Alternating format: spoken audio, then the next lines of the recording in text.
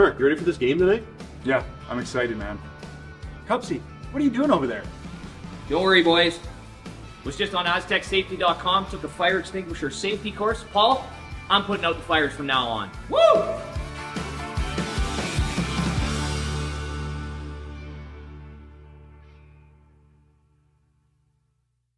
All right, real talk for a second. If your snack situation hasn't changed in years, maybe it's time for an upgrade. The Chocolate Lab makes legit chocolate that's worth paying attention to. That's it. Back to whatever you were doing.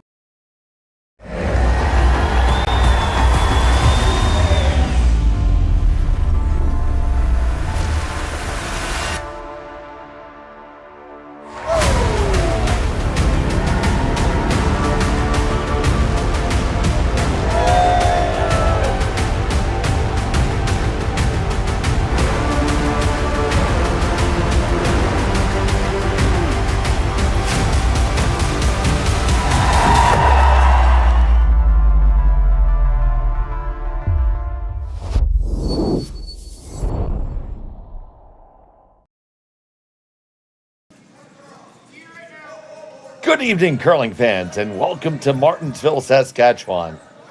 It's the Curling Stadium Martensville International Bonspiel, brought to you here on SSN. This is the final draw of pool play. We have this matchup between Mike McEwen and Dylan Derksen.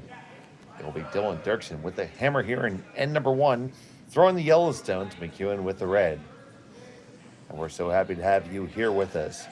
I'm Dave Schmel, joined by Sean Joyce. Connor Sims is on production. And Sean, it's been a fun weekend thus far. Yeah, and quick. That's what happens when you've only got 10 teams. These games go through by quick. Everybody's played 4 out of 5 draws to get their 4 games in. This is the final draw of the round robin portion. And we kind of know some of the playoff teams, but there's still a few berths up for grabs here.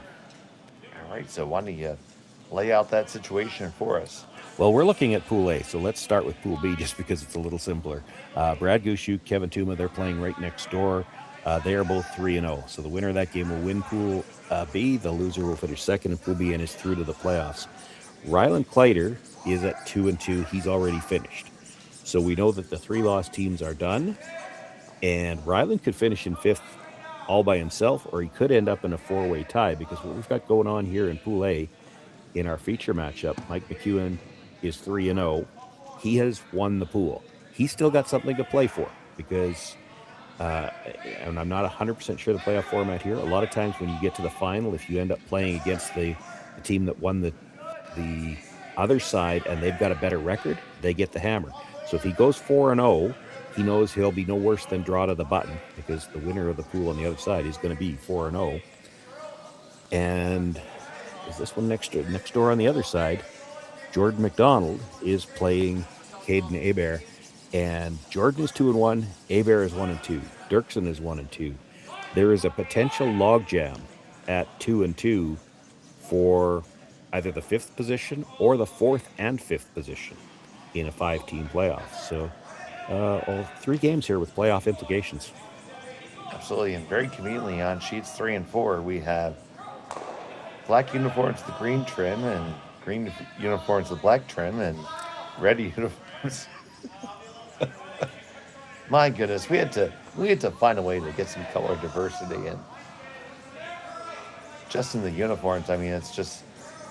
Yeah, I'm not touching that. Yeah. I'm trying to dig myself out. Yeah, you dug a hole there.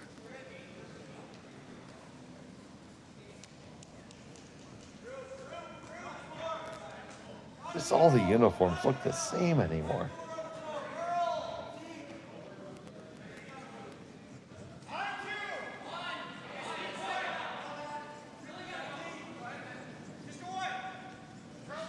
Wanted to get to the inside of this redstone and just jiggle things around. He's going to stay on the high side.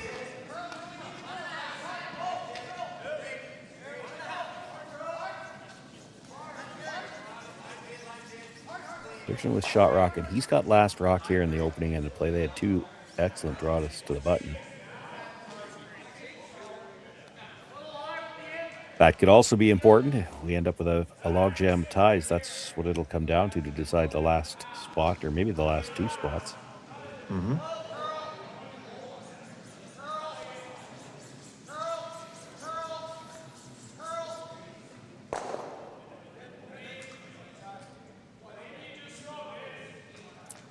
McEwen could make a play on the red under the yellow right now. He doesn't have to play it this early.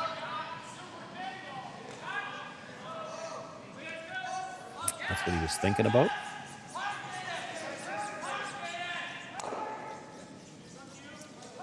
You play another freeze, you could line it up again. You probably don't want to be dead on the nose. You want to be just on a slight angle so that it's still angled to go onto the yellow.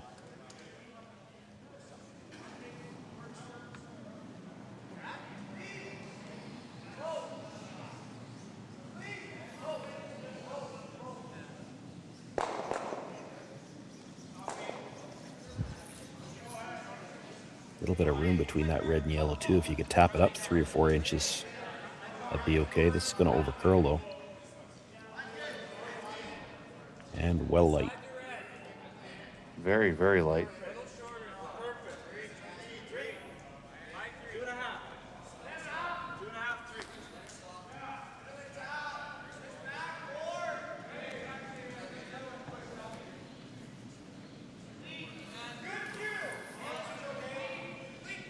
The Derksen team's going to try to get to the inside of that red again. Now, they were well outside the line they were looking for the last time. So on the way from Rhett Whitmore. Team playing three-handed. Gavin Martins handling the brushing here. This one is also light. Chaps off the top guard.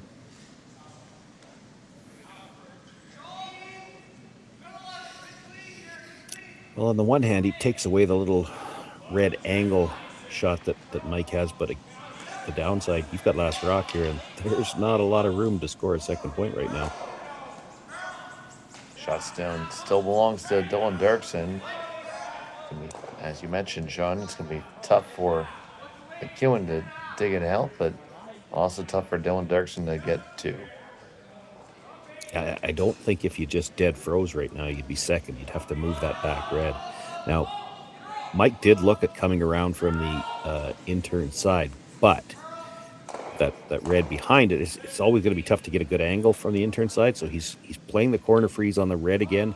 That would leave a piece of this one sticking out, and then he'd have another, or could still have a chance to play the red angle onto the shot stone. We have the Marsh brothers on the brush. Both very conveniently wearing the same gloves and same uniforms.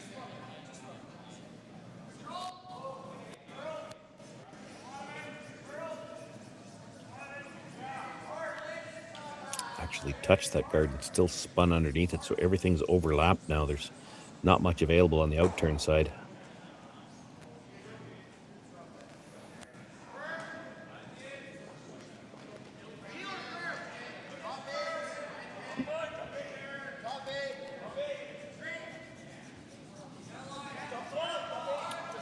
First indication there from Gavin seemed to be that this might be a little warm.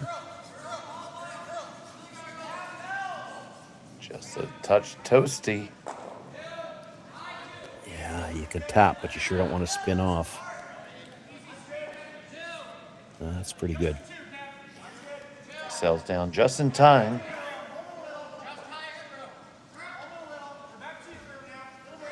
It's Derksen with the shot stone.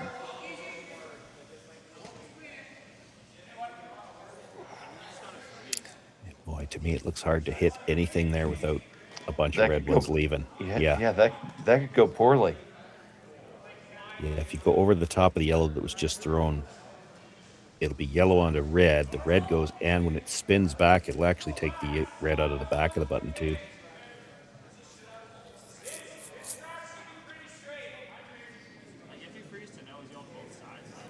Still gonna take this one on though. He must think he can hit enough of it to not go over the top of the yellow that was just thrown. Golden flash. Marsh on this hard to carve it. way on the outside, just nicks it over. See right there. Shot stone for Derksen, 2 and 3 for McEwen. Yeah, it took away the shot that Derksen had.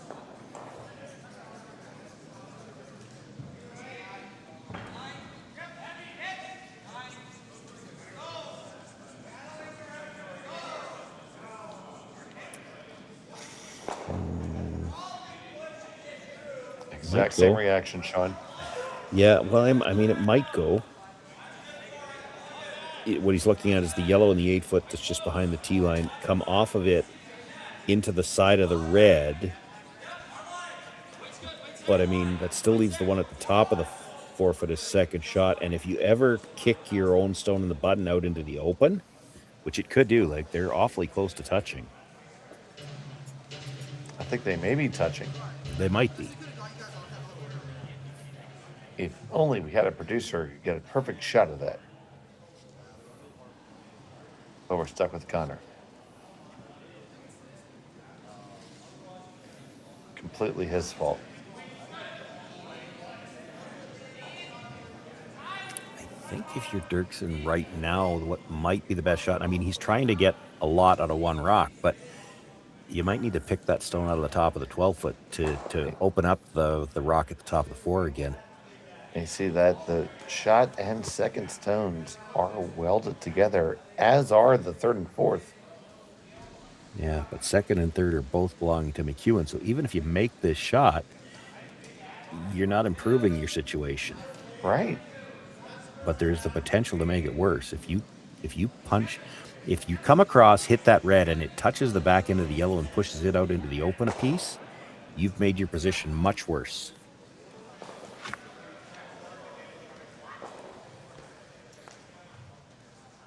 So Rhett Whitmore with what's a very aggressive call. Well, he's a long ways out there, so this is not rolling in. Well, we won't have to worry about what would have happened. Mike could probably play it now, though, because he's going to come into the red. Oh, it's and a that lot red better should, for Mike. It should it's great spin for into Mike. the button, yeah. It's a great shot from McEwen.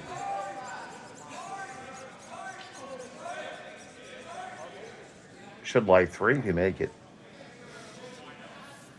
No, never more than 2, I don't think. And it would be hard to do that because you can hit the back of the second red, so I don't know that you're ever going to get to the shot stone. Isn't the one that's welded to on the back going to kick it up?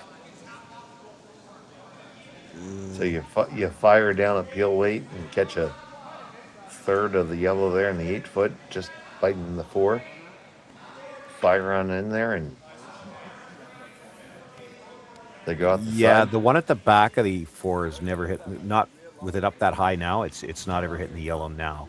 But the one at the top of the 4 catches the back end of the yellow right beside it at full top 4. Mm-hmm. That's just that when it spins back, I'm not sure that it ever touches the yellow. It'll come right back towards your own. You could play the same freeze again, too. Freeze the corner on the red. Try to leave it to angle in there. And actually, the even better result would be if you could play that as a freeze and move that up 2-3 inches. Then you got 2 ways to get it. You could play the tap on this shot, or you could play that in off because the angle would be ever so slightly better.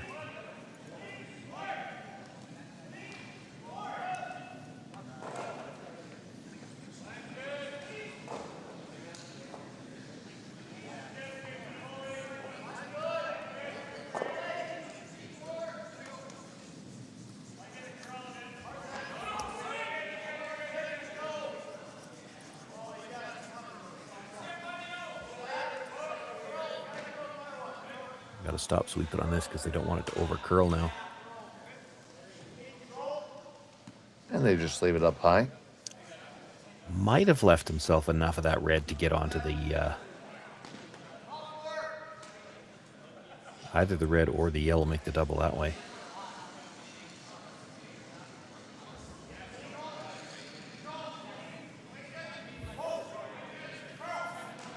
if I'm Dylan Derksen right now, I'm trying to find a way to make sure that this score is 1 yellow. You're never scoring 2, I don't think. Yeah, it's tough. I would have liked to have seen him. I would have liked to have seen him peel the red at the top 12 foot on the last one. Because if that red in the top 12 is out of the way, you could see enough of that yellow in the top 4 foot to make something. But I think you're a shot too late now.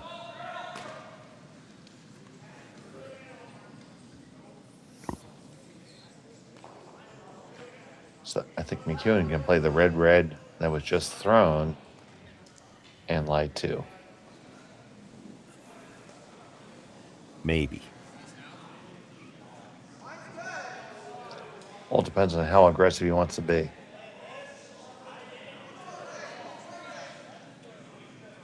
There's still potential for that to go badly wrong if he hits it over the top of the yellow at the top 4. And Derksen could put this in a spot where now that yellow at the top 4 can't go away. Like if he gets this corner frozen onto the shot stone, the one at the top 4 is never leaving.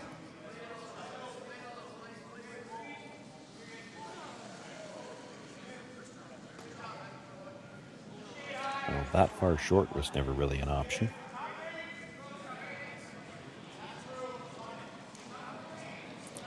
Mike just has to decide if it's worth the risk. There is no chance. Take a look at it. Yeah, take a look at it. Can't give up 2 unless he opens up more room.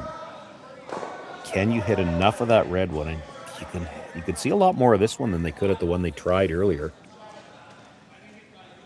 I think it's there, buddy. Well, I think it probably is too. I wasn't sure about the one before, but you can see more of this one. The scary part, though, is you really have to be tight to the yellow. You hit half a rock, it doesn't matter how much you could see. It only matters what you hit.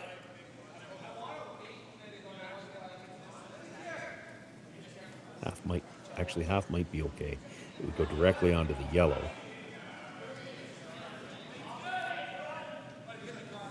You could make this hitting it into the pocket too, really.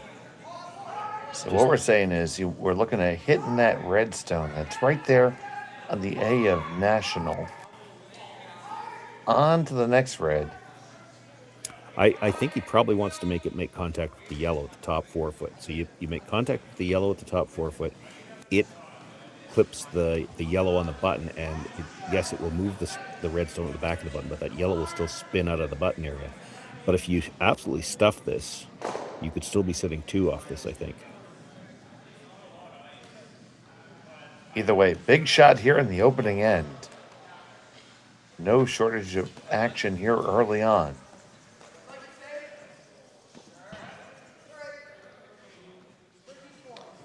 All but 2 stones are in play. And Mike wants another look.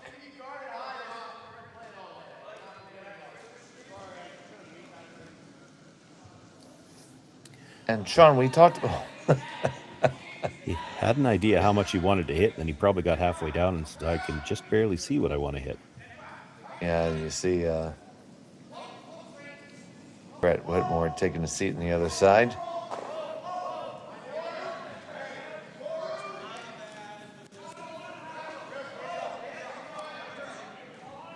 This has been a involved end. Yeah, well, and you need to be sure this is there. Because, again, there is no shot for 2 if you don't throw. But if you throw and open something up, you're not going to be very happy. So does Mike McEwen want to take that aggressive stance, try to score here in the first? If he could see the whole red one, I'm sure he'd play it. He can probably see... I think he can see a little bit more than what he needs to hit, but you're having to get a little tighter to that yellow one than you'd like. Mind you, you rub the yellow and you really... I was going to say, you're probably not opening anything up. However, if you tap that red over to the other side of the center line where he could run it in, there'd be no risk running it in from the other side.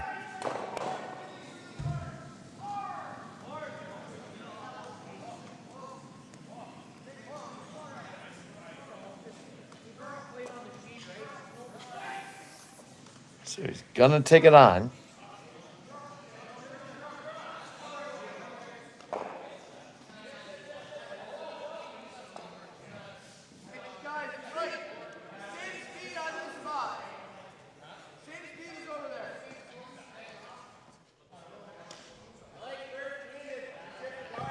Mike McEwen.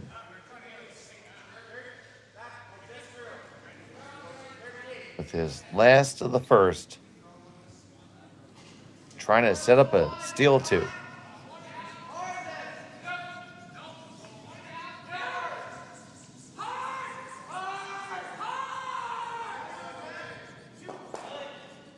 Oh, they wrecked the top guard. And it's going to be Derksen still line one.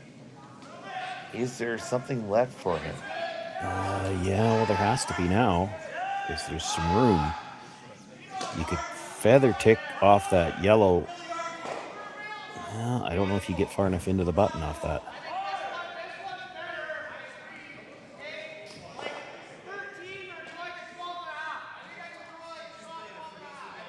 What about chiseling the yellow on the left-hand side? That's all I'm seeing. You chisel it very thin, touch the yellow on the button, and it's going to have to move the red button, the stone that's biting the button at the back. Yep. But, there's a good look at it. They're lined up for that. Mind you, got to be paper thin on this, because otherwise the yellow you're making contact first is going to spin a little bit.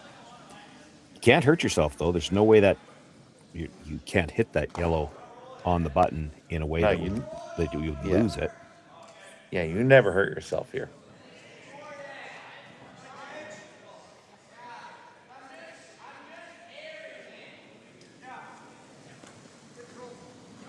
So Dylan Derksen got one in the side pocket trying to get two.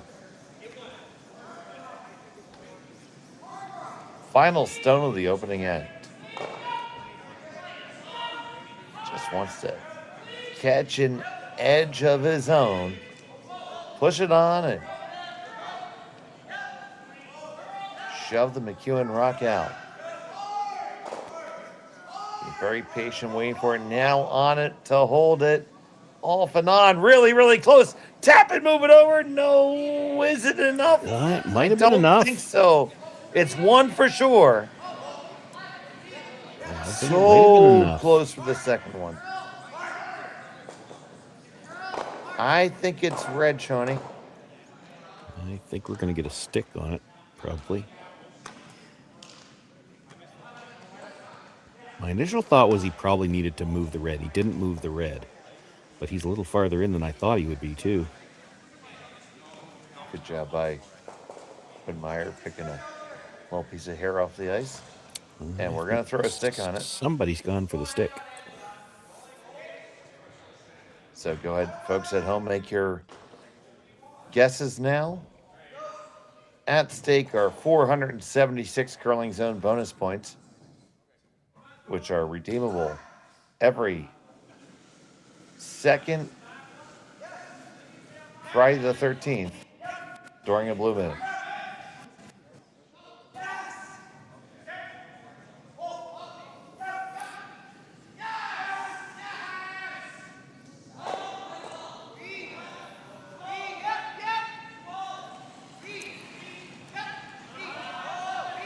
Apparently, somebody had to go into Saskatoon to get a measuring stick. There we go. There we go. We have a stick.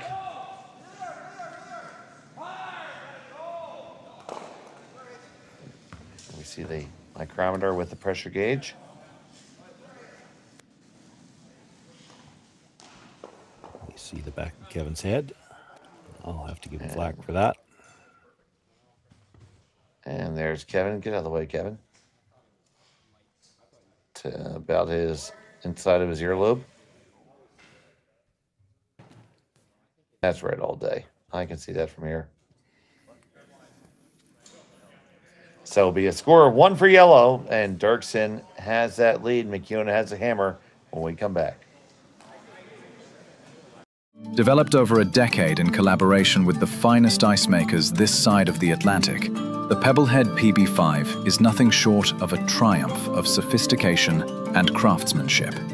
weighing less than half its lumbering copper predecessors, yet boasting tenfold their durability.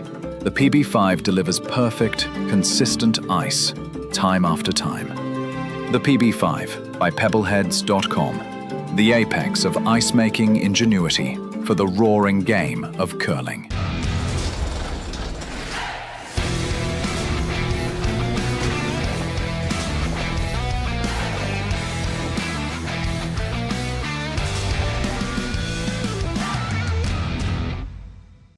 Brett, come on, man. I know Aztec's #1 for online safety training, but we really should be out here practicing.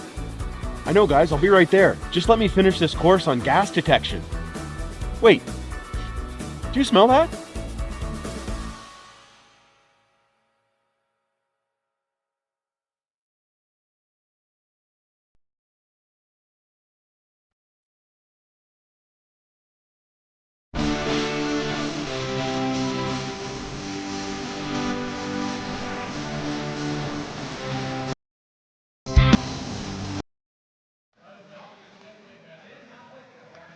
And welcome back to Martensville. Single point for Dylan Derksen there in the opening end. McEwen has a hammer, throwing the redstones in end number 2. And Sean, you've had an opportunity to take a look at the draw the button scores and the different playoff scenarios. So what new info do we have? I've had a chance, but actually James Gordon had a chance as well. So he's looked at all the combinations because he's already seen the, and he did send those along as well. Thanks, James. The draw to the button scores after. So we've got all the draw to the button scores now up to date, including this final draw. Jordan McDonald, we knew this. He comes in with a record of 2-1. So if he wins his game, he's in. He controls his own fate. But looking at the combinations here, if he loses his game, he's out. And that'll be based on draw to the button. He would be into some kind of a tie with, he's playing against Hebert next door. So he would be in a 3-way tie at least at 2-2 with Ryland Kleider. And it looks like in all those combinations, McDonald would be out. So his draw to the button score must be the lowest one. If McEwen wins and McDonald loses, that would mean Kleider and Hebert are in. Kleider must have a good draw to the button score. It looks like he's in regardless. If McDonald loses and Derksen was to win, that's when we get a 4-way tie. It would be Clayton and Derksen getting through. 4-way tie for 2 spots. So it looks like Kleider must have, he's already at 2-2. He's just sitting back waiting to see what happens. But it looks like his draw to the button score is good enough that even in a tie, he's going to be into the playoffs. There is a possibility yet of no ties. If McEwen and McDonald both win, McEwen ends up 4-0, McDonald ends up 3-1, and Ryland Kleider will be the only team at 2-2. There'll be 4 teams at 1-3, and somebody's going to be 0-4 in Pool B. Usually it would be a lot more clear than this as you get to the final draw, but yeah, four games out there, 3 of them with playoff implications, and quite a lot of combinations still possible. And we'll make sure we give you some score updates as we move along here.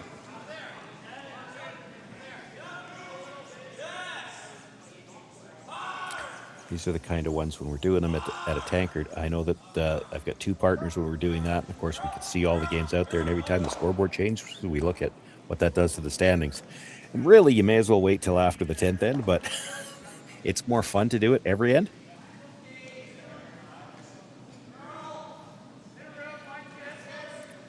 It's also the situation where you'll hear, so some of these players need help. You'll hear them, they'll all tell you if you ask them, yeah, we don't look next door. And they're all lying. The hell? Yeah. Yeah. They all know what the score is in the game that matters to them.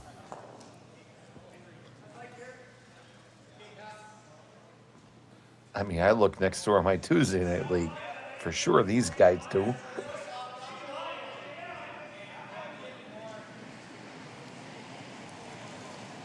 So here's Marsh.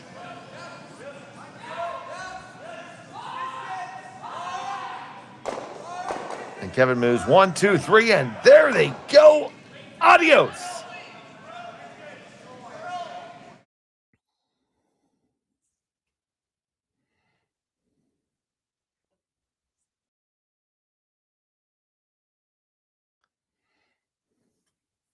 Come out here. Nice, smooth release. Down the sheet. 1, 2, 3. Goodbye.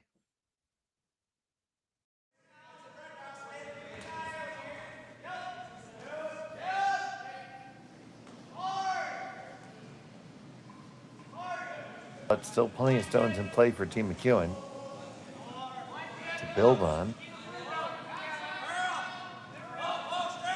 That one's probably a touch higher than Dylan would have liked it.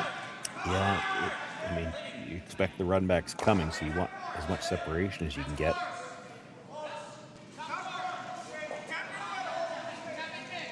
Colton Flash.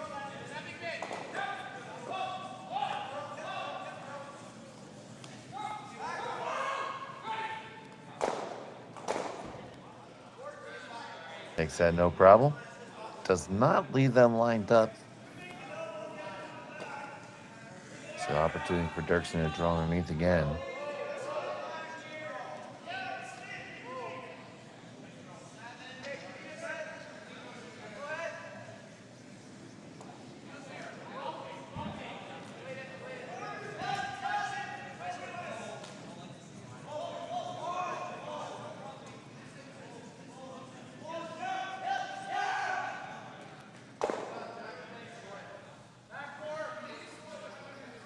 He makes the pop and flop. Wide open, though.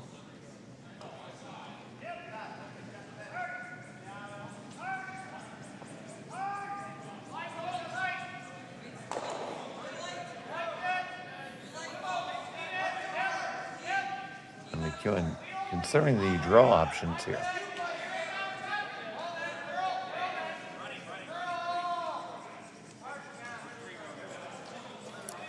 That's not bad. I mean, the stone in the back he could hit, but then he's well behind the tee line. There might be a freeze opportunity.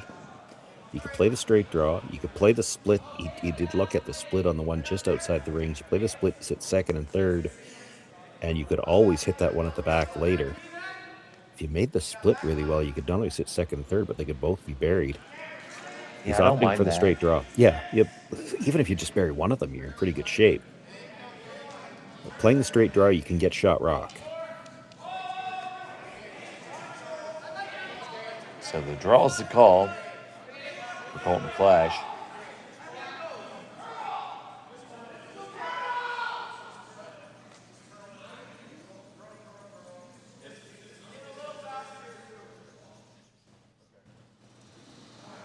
And comes just a skosh too deep there, Sean. Yeah, it definitely opens up the freeze. Broom goes down immediately for Tyler Derksen.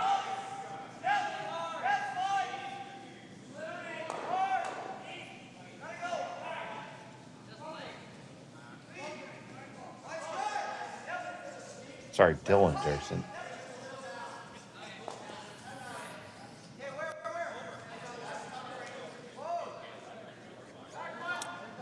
Get right down to the freeze. There's room to follow it down again. You could actually be a few inches in front of it, split the tee line, and then I don't know if you could move it enough to be shot rock. You want to be dead lined up, though. So Dylan puts it on its way.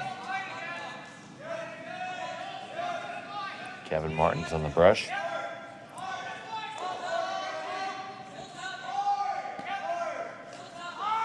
It's not heavy. That is light all day. It's not even close. Yeah, and now because that first one's behind the tee line, I think you have to play the draw here. Yeah, huge opportunity now for McEwen. You have to go top four.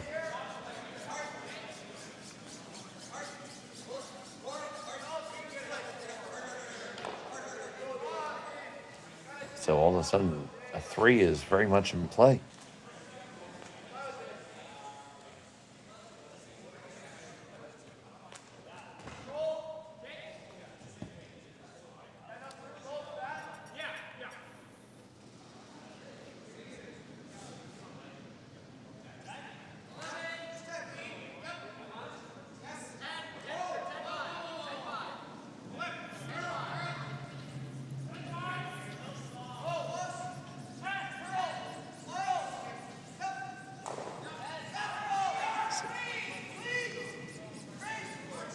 Mike McEwen.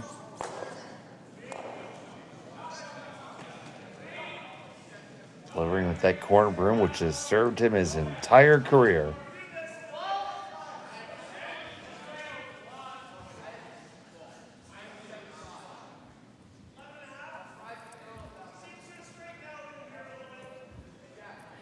This doesn't look light either. Got to stop. It's not bad, though. Probably stopped close to in time. Yeah, if you followed it down, you might hold him to 1. You better make it. Well, I don't know what else you got. Maybe through the, you might have a shot, you out-turn through the port, but that's a tiny little port. Yeah, there's not much else for sure.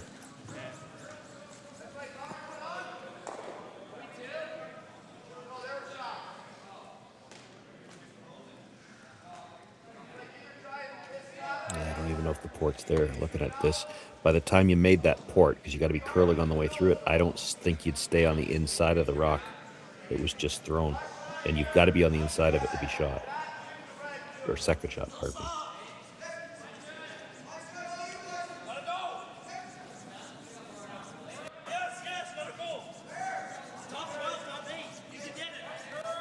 So the last from Derksen.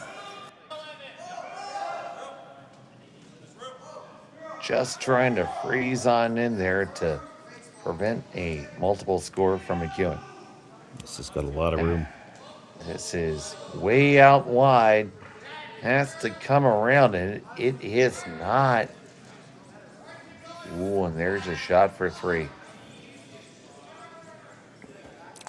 Might have made it easier because you can play in off that yellow. Multiple ways to get there now. Just straight draw is fine. You can come off the yellow. Just back 8-foot weight, right, Sean? Yeah, I'd be tempted to throw just the same shot and let the brushers, because you can come off that yellow, you can pick up the brush a little earlier if you want to. Stacey Marsh indicating back line. That's what they're going to go with.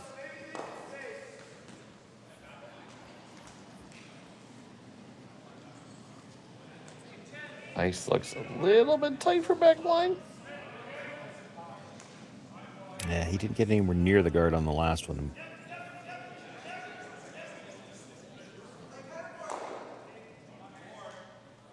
Can't be on the outside of it. If he's outside of it, there's a chance he puts it on the one at the back 4 foot.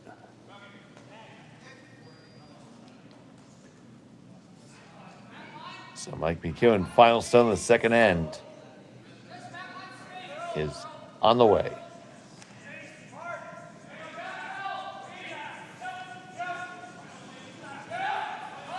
I saw Colton say back 4. On this one hard, both gentlemen trying to bring it by. Tight to the guard, it's all over the guard. And it's going to be a score of just, was that 1 or 2? It was 2. 2 for Mike McEwen. And he has the lead, and Derksen has the hammer when we come back.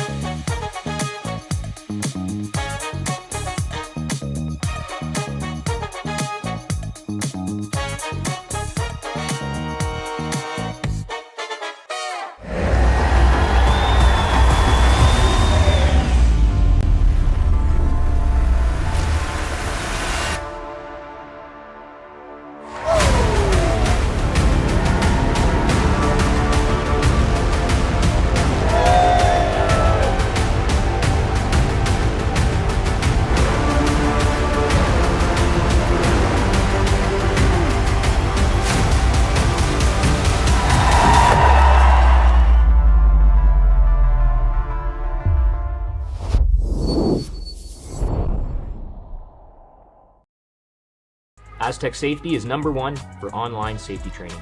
Aztec Safety is the proud sponsor of the Aztec Safety Challenge, the #1 event on the World Curling Tour.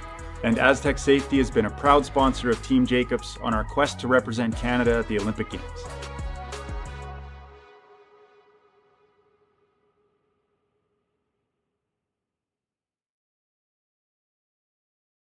Gushu too. And welcome back to Martensville. Score 2 for Mike McEwen. Dylan Derksen has the hammer throwing the yellow rocks here in end number 3 from the Curling Stadium, Martensville International Bonspiel. So happy to have you joining us here on Curling Stadium. Ishmael, Sean Joyce, and Connor Sims here with you. Happy to bring you all the action all weekend. It's been some good curling from a good group of competitors here this weekend. And right now it's trying to figure out the final playoff picture. Yeah, there's a couple of these teams trying to stay sharp or get sharp again prior to the Brier.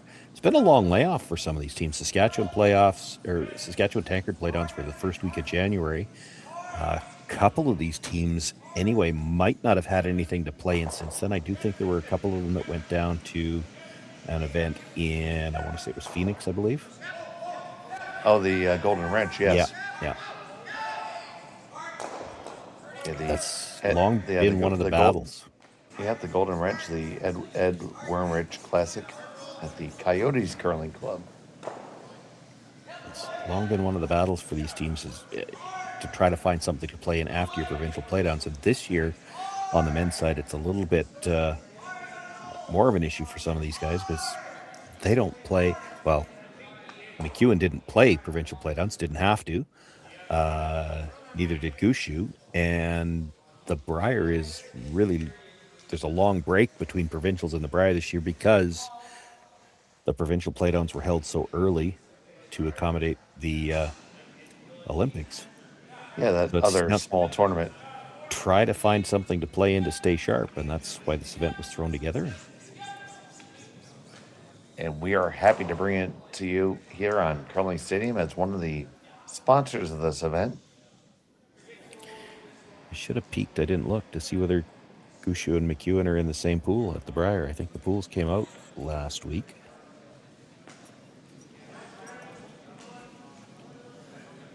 You're slacking on us, Sean.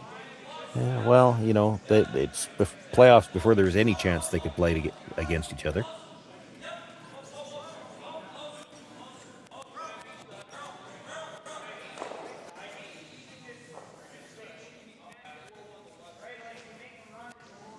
So Kevin Marsh lays that one up here, and looks like we're going to have an open end here.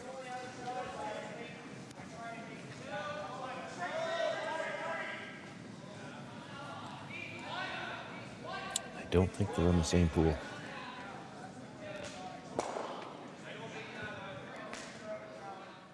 Oh, maybe I spoke too soon. No, they're not. They're not. Yes, yeah. So they can't play each other till the playoffs at the Brier either.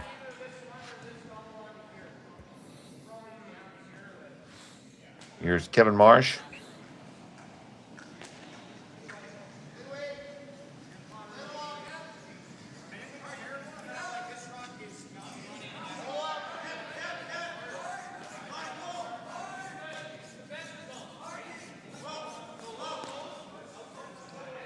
Lays this right up on the center line, and Dylan's going to come up with the peel.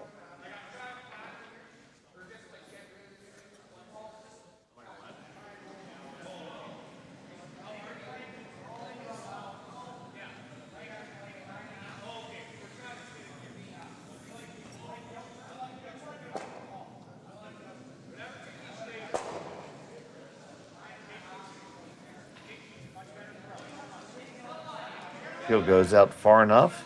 Probably got it just far enough, yeah. Guard's going to come right back up. Like to take the opportunity to wish everybody a happy Valentine's Day. Hope you're with your special someone. I, for one, am happy to be with all of you. Sean, reserve your judgment.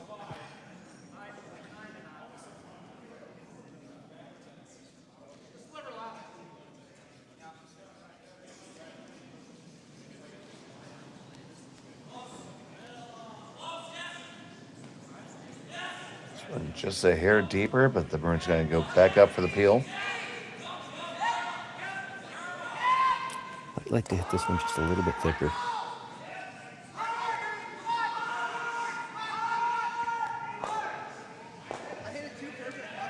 And the peel is on the way. Actually, would be nice now if they could clip that one out of the back. But they didn't. And I say that because it's close enough to the rings that, if it comes down to it with the last one, Mike will try to corner freeze that. Now that corner guard, which is off the rings, it would make it impossible to play the hit from the outside in. You'd have to play it from the middle, and there's the chance something jams and stays. It's not a lot to work with, but it's something. Colton Flash on the center guard.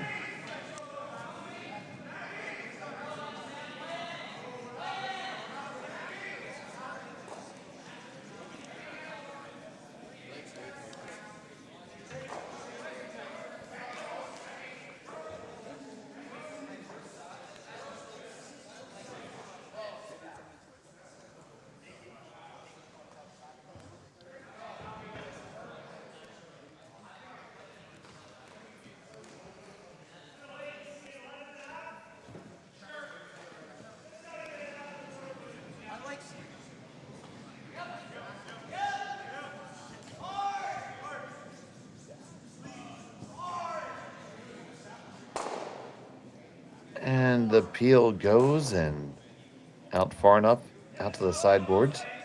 That one's living a charmed life back there. Thinking about playing the freeze now.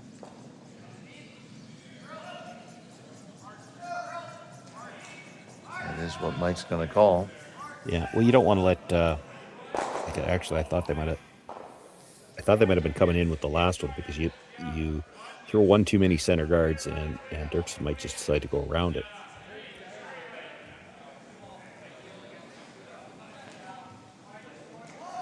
Sounds like the same conversation we had at our last game with Brad Gushu. Yeah. Well, yeah, and I was thinking about I shouldn't maybe say this on the air because you're giving away secrets, but for Derksen, if he was, once he's a little more savvy on the first of the third stones, they have their third is actually throwing 3 stones. So on his second one with 4 stones left, before you went out there to call the peel, what you could have suggested is you could have yelled down to the other end. Do you want to play the draw, play the come around, tap the ice for the come around, and then go up and peel it. And then there are times when you'll talk the opposition and, well, we better not throw one more guard because if we throw one more guard, he's gonna peel. So we better come into the rings. You could have maybe convinced him to come into the rings one shot earlier. Then you got time.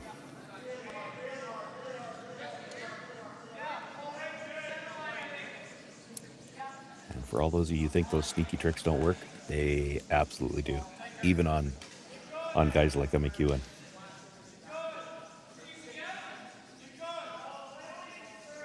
Working this one hard. They want to get all the way down to the back and have this in a tenuous situation and just going to nibble the side of the house.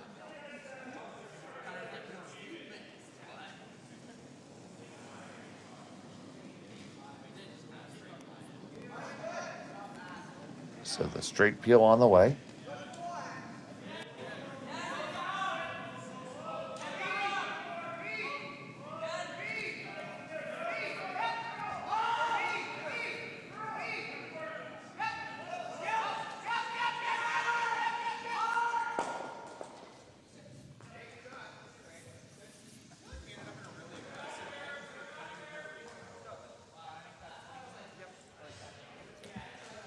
Probably like to hold his shooter somewhere on the other side of the house so there's no chance to play this again, but he has to get it over the top of the back one. Most important to execute the hit first.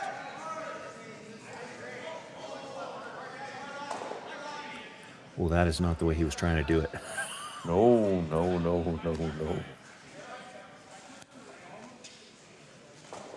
And Mike just had practice at it, so he's going to try to do better.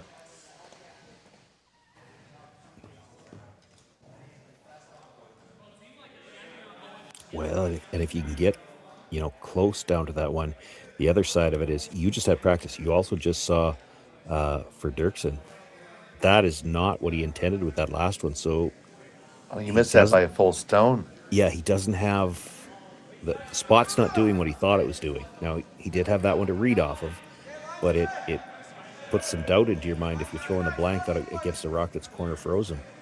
Oh, for sure. So the last on the way from McEwen.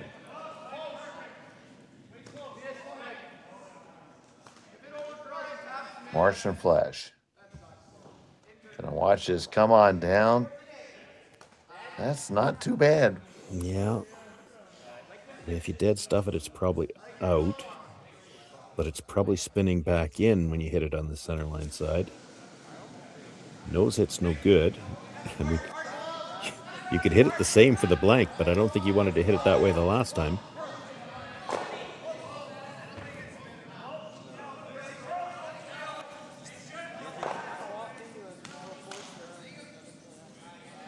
Well, looks like he's going to try to hit just the same way. I'm not sure. This looks like maybe playing a little bit more weight.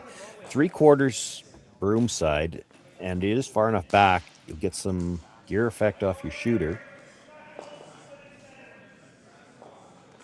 Yeah, well, it depends on We'll really know on when he how comes clean out. this on how clean this release is. That's the key. Final stone of the third end. Facing one McEwen counter. Derksen with a little speed wobble there. Yeah.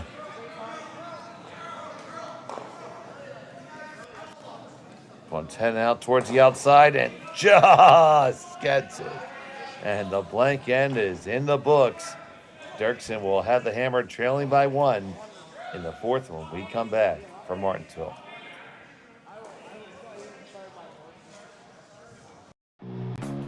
Who knew after 20 years in real estate I'd have to make silly videos for Instagram and come out behind a tree? Stu, we need to do this stuff. Why can't I just door knock into open houses like I did in the old days? That doesn't work anymore. Okay, so it's because I'm sitting here behind a tree. Come use us for real estate.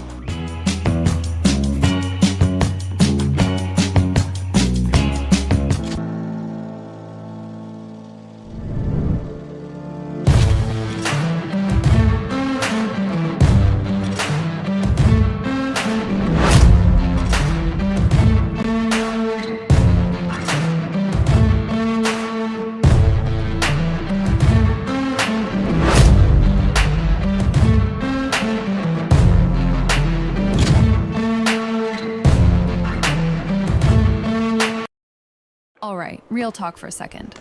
If your snack situation hasn't changed in years, maybe it's time for an upgrade. The Chocolate Lab makes legit chocolate that's worth paying attention to. That's it. Back to whatever you were doing.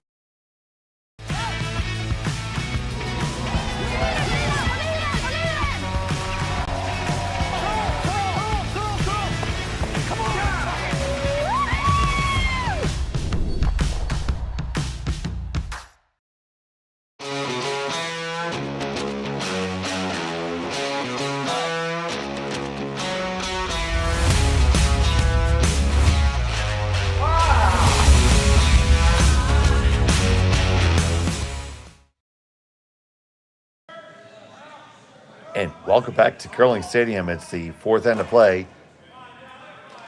Dylan Derksen trails Mike McEwen by one. He has a hammer throwing the red stones here in end number 4. And we had that blank end, but a little bit of drama at the end there, Sean. Yeah, a little bit.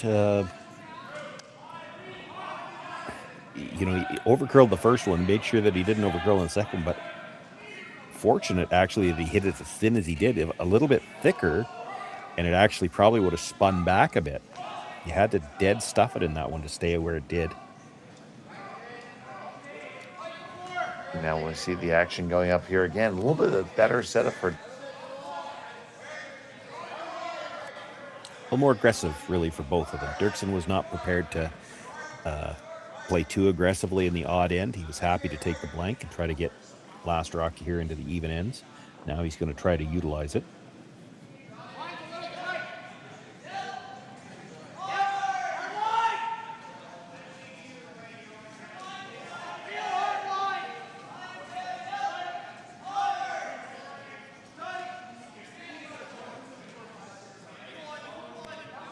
Has to get by the front one. That is in the no-tick zone. Touches it, but didn't leave the center line, so that's legal. You can see the grin.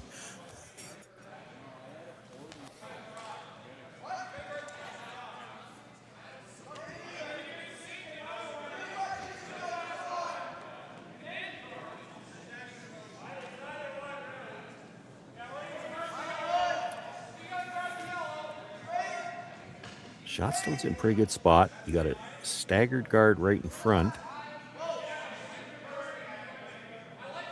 Mike's looking at playing the guard on the yellow guard so that you can't make the double peel on the next one.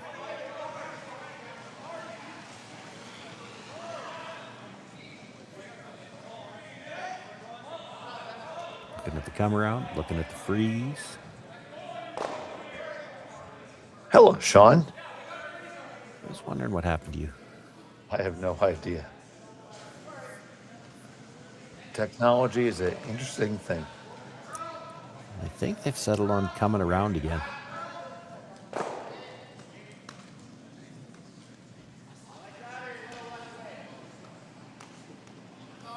So here's Marsh.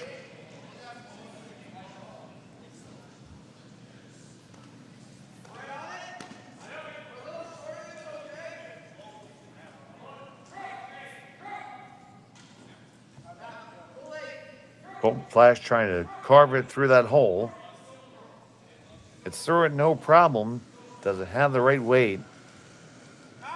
That's pretty good.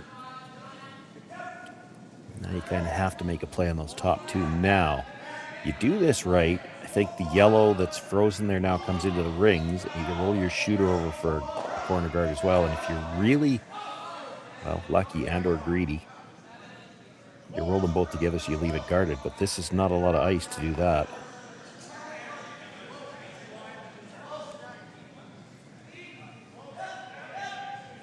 Gavin Martins.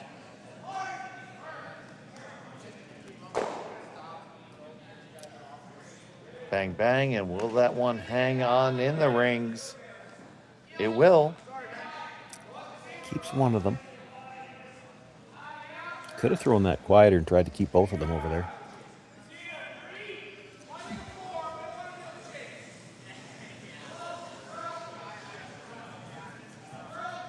The guard is back on order for Team McEwen.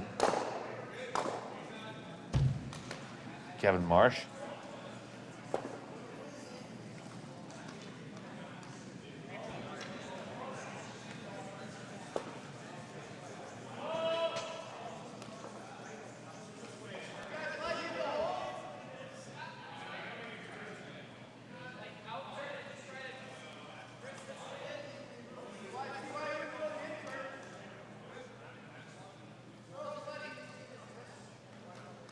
Maybe a touch tighter than what I liked. A touch, but it's not bad. It's, you know, you can play the run back. You're not going to be in the rings. Hard to make both of the stones in the 4-foot go away.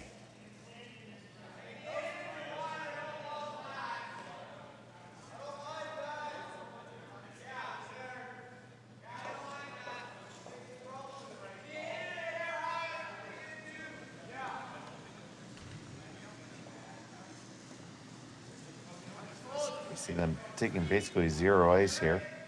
Yeah, just hit it a sliver off the nose one way or the other. You'll get the run back stone and the back one of the reds, and you're kind of hoping you spill the other one out of the 4-foot at least.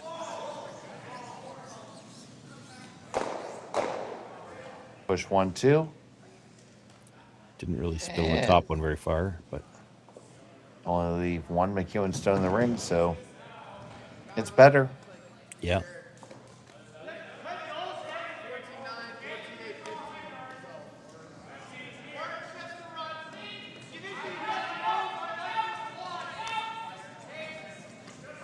Mike's looking at the really high guard here.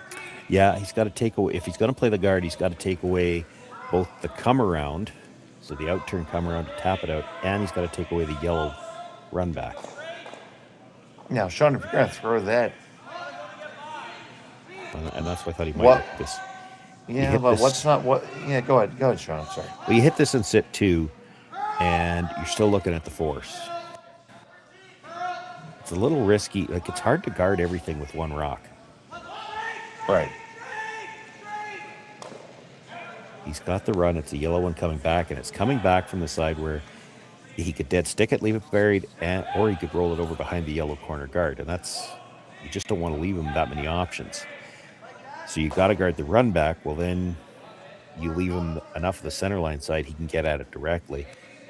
Maybe it's better to just sit two and play for the force at this point in time. And that's what they're looking at. They made the hit.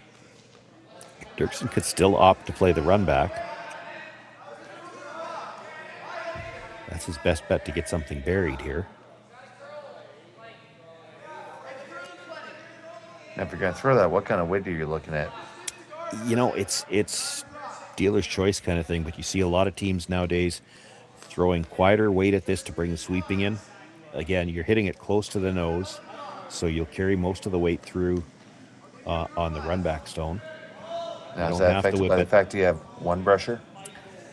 Not that much, because really most of the time on a hit you're only using one brusher anyway. You're trying to manipulate the line a bit, and as long as you've got a brusher who can switch, and I think Gavin, like you can, a lot of these young guys have learned to do that from the time they started playing. You didn't want to miss it on the high side like that. You wanted to give yourself a chance of getting that stone out of the forefoot. Even if you roll out off the stone in the forefoot, the situation improves. Now it's back to Mike can throw guards.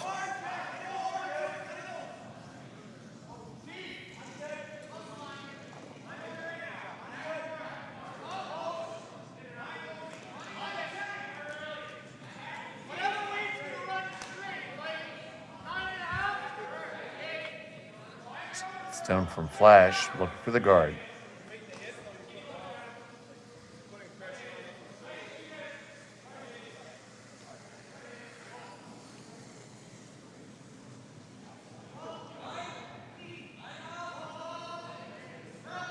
Sails in pretty nicely.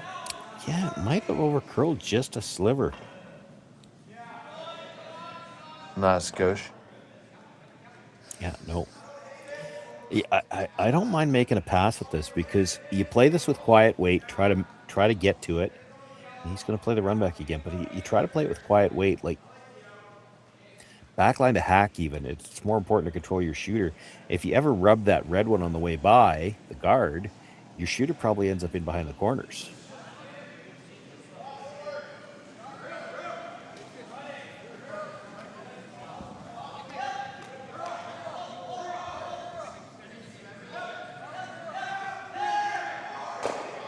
On the run back, 1 and 2, and there they go. Still leaves the center guard, but now it's his own.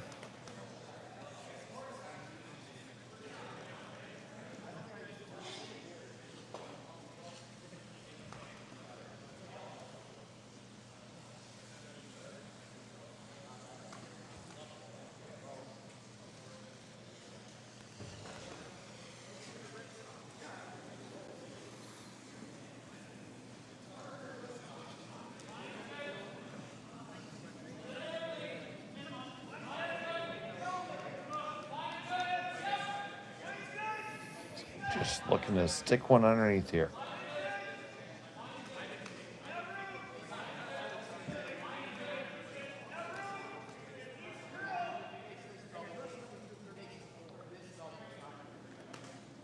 Mike McEwen is first in the fourth.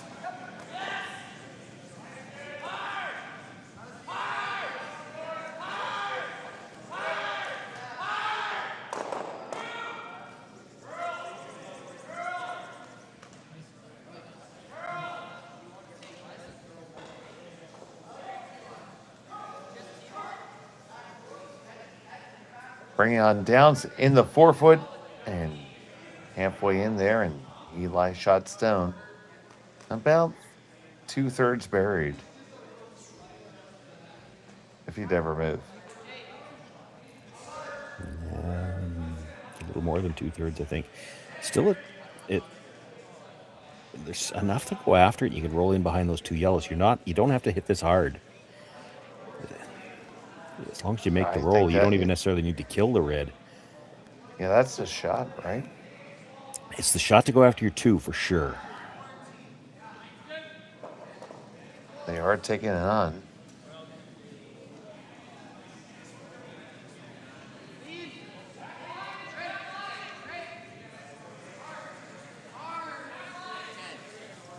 If you miss this, McEwen's going to have a good chance to try to set up a steal.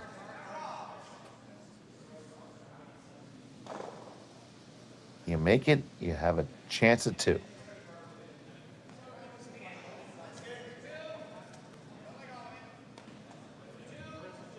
Dylan Derksen.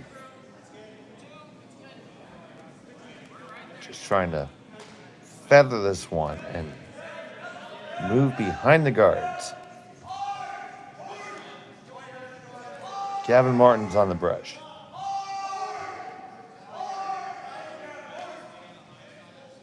Pass the guard. Make contact. Where does it roll to? Does it roll perfect? Oh, it rolls pretty darn good. Well, it did, and then it spun back half a rock out into the open. It was buried. It was dead buried for a minute. Well, less than a minute, a second. We'll take a look at it here. Take a look at this.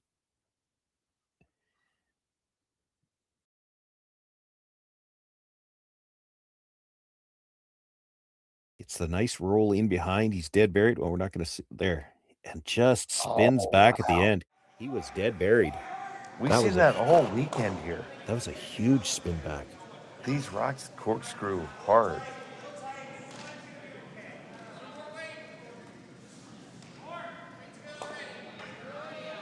McEwen does certainly have a look at this one.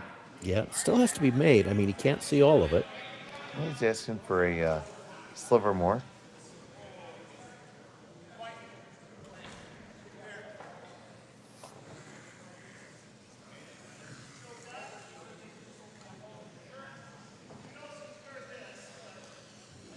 His final of the 4th. Just wants to pick this guy out. And there's a chance he could roll back to buried on the center line one. Flash picks it up right out of his hand. Now they're okay with it. Back and forth, Marsh and Flash. Past both guards. They got contact. And they roll. About a third buried. Yeah, left him enough to make the blank, though. Blank should still certainly be there. You kind of know when you get it, when you see both sweep, they're going back and forth on the sweep calls a little bit. He's got contact. It's a question of have they got the roll, and not quite enough.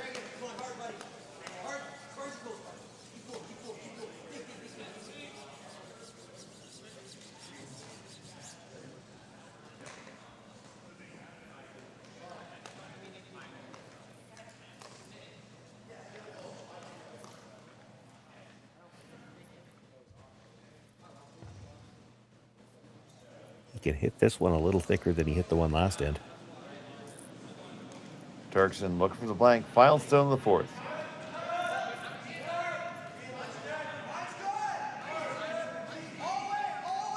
Just a heavy clean here.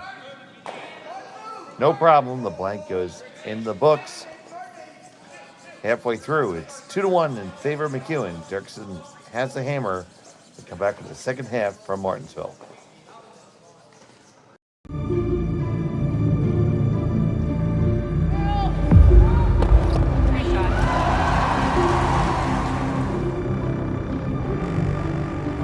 Yes.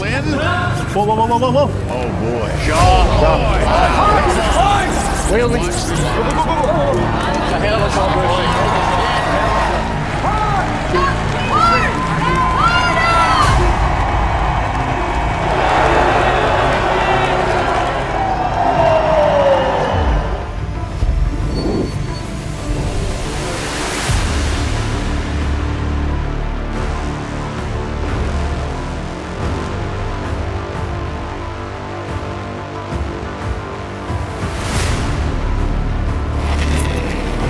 Yeah!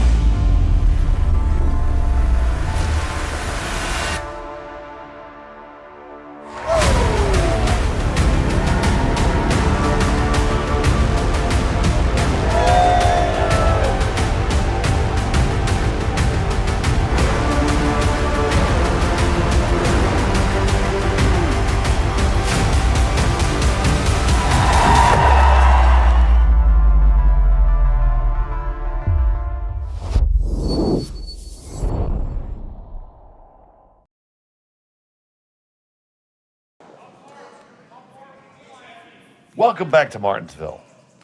Another blank end in the books. Derksen trails by 1 over Mike McEwen. The score is 2-1 in favor of Mike McEwen. Derksen has a hammer here in end number 5, throwing the yellow rocks. Yeah, interesting. We see a different start to this end than we saw in the third. In the third, McEwen's team threw the first one into the rings. Derksen hit it right away, played it through for the blank. They don't want to give him a chance to do that again in the odd end, so they threw a guard this time. Well, we might not get the box, but we might get the parallelogram. It's just a box that UPS delivered. Depends how hard they threw the package at your door.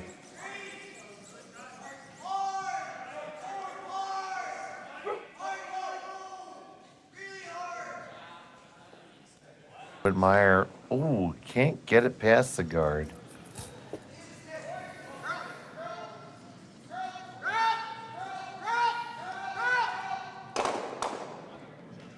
So instead we have a trapezoid.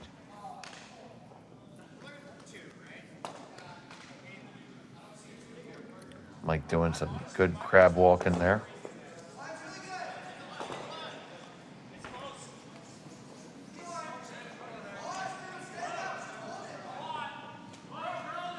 And Kevin Marsh, they say this one's a little bit hot.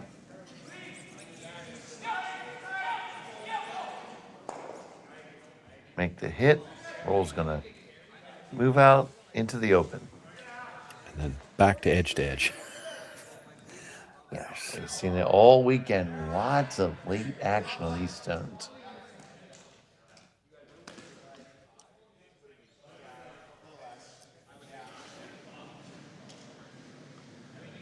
So Derksen wasting no time and just gonna look to clear out the parking lot here. 1 and 1. Felt like you were hoping to count higher than that on that shot. I may have been.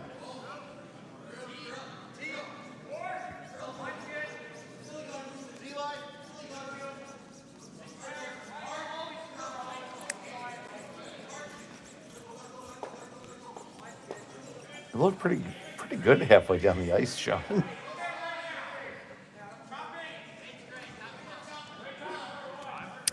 Yeah, I thought Mike might take a look at this. So he's looking at trying to guard the one in the top 8 foot to take away the double. But with that yellow where it rolled to, this is going to leave shot stone wide open, and you could play the hit and roll behind the corner. You'd be shot buried. So I'm not sure that he's as likely to play the run back on this one. He might.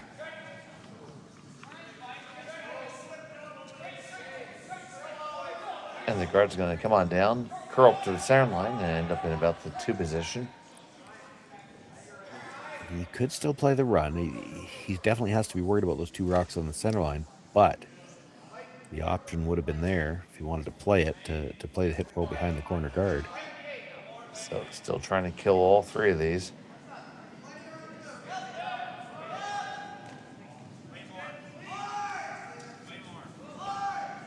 Stone's on the way down. It's going to go over the top. Picks the one out of the 4 foot. That's the more dangerous stone anyway. That one at the top of the 8 foot by itself, you're probably not real worried about it stealing. We talk about this all the time. It does look like both draw paths are relatively obstructed. Yeah, to the button for sure. But again, with that stone just biting the 8 foot, he doesn't have to get to the button to be shot rock. McEwen would not mind forcing Derksen to a single here in Nope. 5. He wouldn't. It's the 5th in, and that's the other factor here. Like if this was the 6th, you make this guard, and I think Dylan comes around the corner.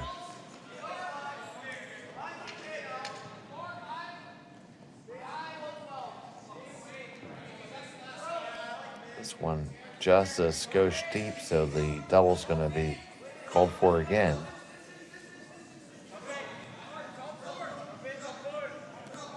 Rhett Whitmore.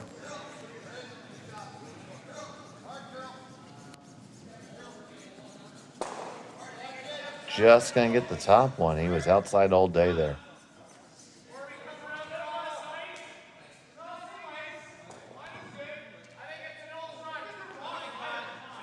So Mike went right back to the guard. Which, well, my question is, would he ever find a way to split or jigger them around the house a little bit to lie to?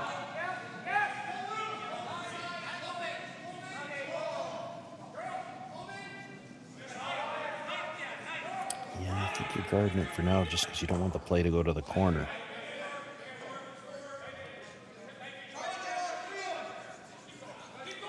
So the guard has called a maid.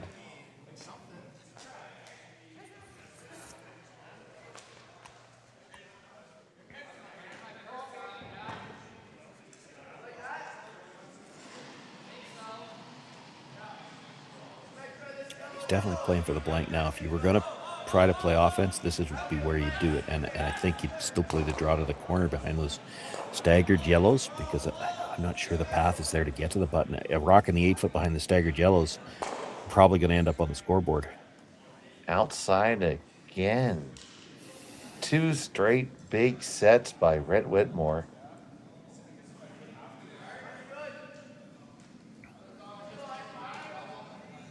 Mike is worried that they're going to go around. I think if they were going to go around, they'd do it earlier. I think you could throw one more guard and you come in on the last one. You come in now, they're probably going to get forced to try to score 2.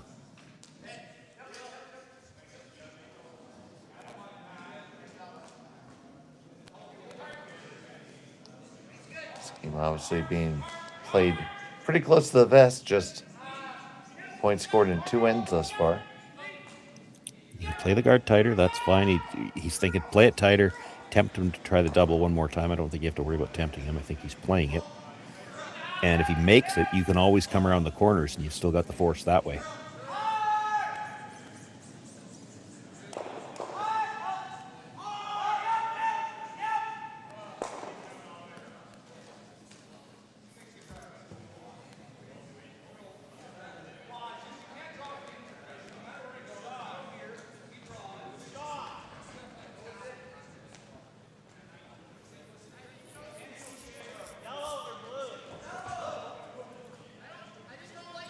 Any audio off the players, so I can't hear what they're talking about. I can't imagine he's thinking about playing the tap on his first one. That might be what they're talking about. You play the guard. If he peels the guard, you can tap on the last one. So part of this, they're also thinking about whether or not there might be a shot to steal here. They can't think that stone is good enough to steal on its own. You come there on the first one, he's just following it. You probably force him to try to score 2. And they might be okay with that. They don't want to give him another chance to blank.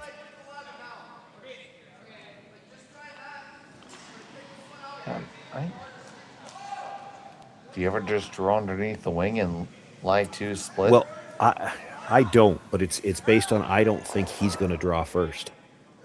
If he was going to draw first, I think he would have done it already. So going back to the tap again there. And I don't like the tap on the first one. If he's looking at that as a shot for his last one, that's a different story. But you make the tap now, you're going to give him a chance to play the double and roll behind the corner. You already know he wants to hit.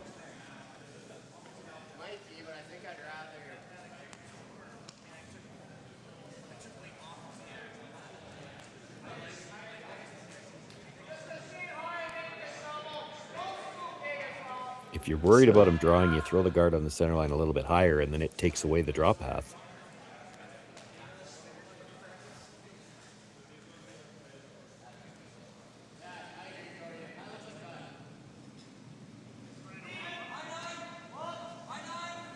This is a tap? I think so. So if you're going to throw the tap, how deep do you tap it? Well, you almost want to be back button on this, I think, because you expect that Derksen's going to try the double and the roll, so you want some separation. You just tap this to top 4 foot. There's only 4 feet between them. it's a much more makeable shot. I know typically you don't want to put a stone behind the tee line, but I don't think there's going to be a draw path to get to there to it with a freeze. So I agree. I do agree with that. the I corner think the guards are draws in the way. gone. Yeah, the draws are gone right now. So, in what has become a very interesting end number 5, Mike McEwen with his first. Looking to play the tap here.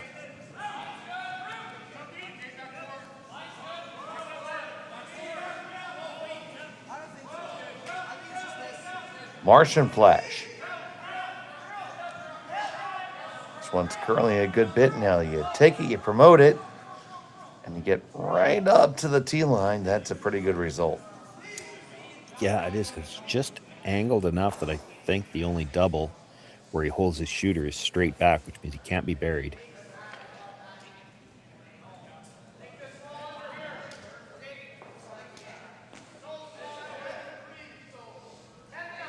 The only other double, you could go over the top of the second one, but then I think you're losing the shooter. Right? You could do that with quieter weight. I just don't, this isn't the scenario where you want to throw this really quiet. If you're going to play the double, you got to make sure you kill them both.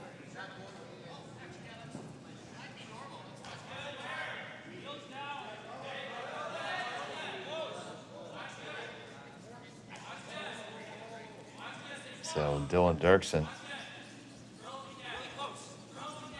settles on in.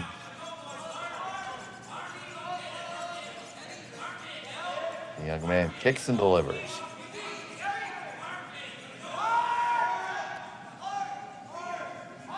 Looks like he got this one started just a little bit out of his hand. Can Martins hold it? Get the one? No, it's going to go over the top. Well, and now with a good guard, it is a steal opportunity. And this guard could bite the 12-foot for that matter. Might as well, right? Well, you bite the 12-foot, he's playing the double.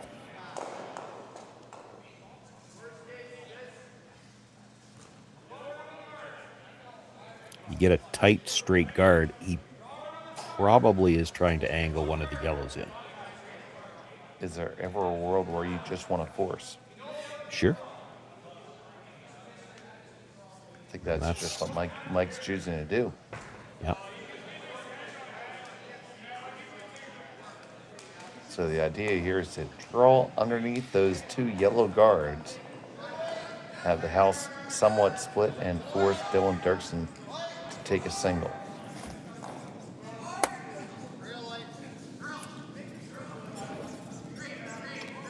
Carrying the hammer into 6. Yeah, tied up 2 hammers to 1. You could guard it full 12, and then any attempt at the double, he's got to hold his shooter in the rings. He's not 100% sold, I don't think. I think it's just the ice. They're still playing the come around. He's not.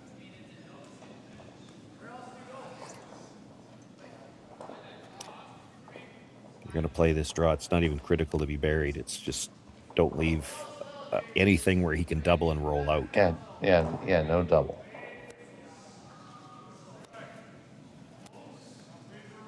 Final rock of the 5th for Mike McEwen.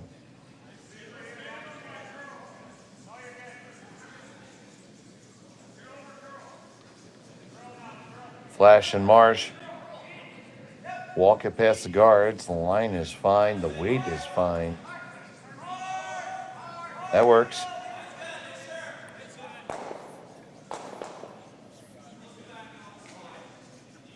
So the force is on. Dylan Derksen is going to make this hit and stick for a single.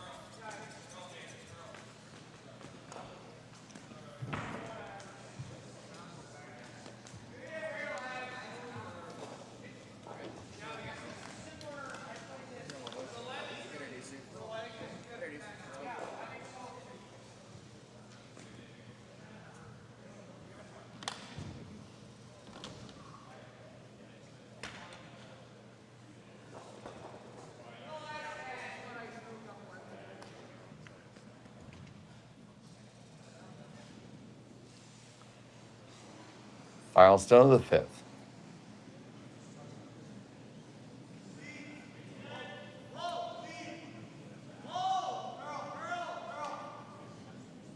Just a heavy clean. Now a little bit of a carve.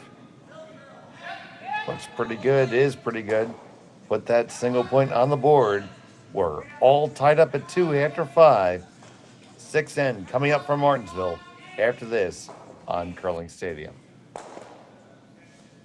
Developed over a decade in collaboration with the finest ice makers this side of the Atlantic, the Pebblehead PB5 is nothing short of a triumph of sophistication and craftsmanship. Weighing less than half its lumbering copper predecessors, yet boasting tenfold their durability, the PB5 delivers perfect, consistent ice, time after time. The PB5 by Pebbleheads.com, the apex of ice-making ingenuity for the roaring game of curling.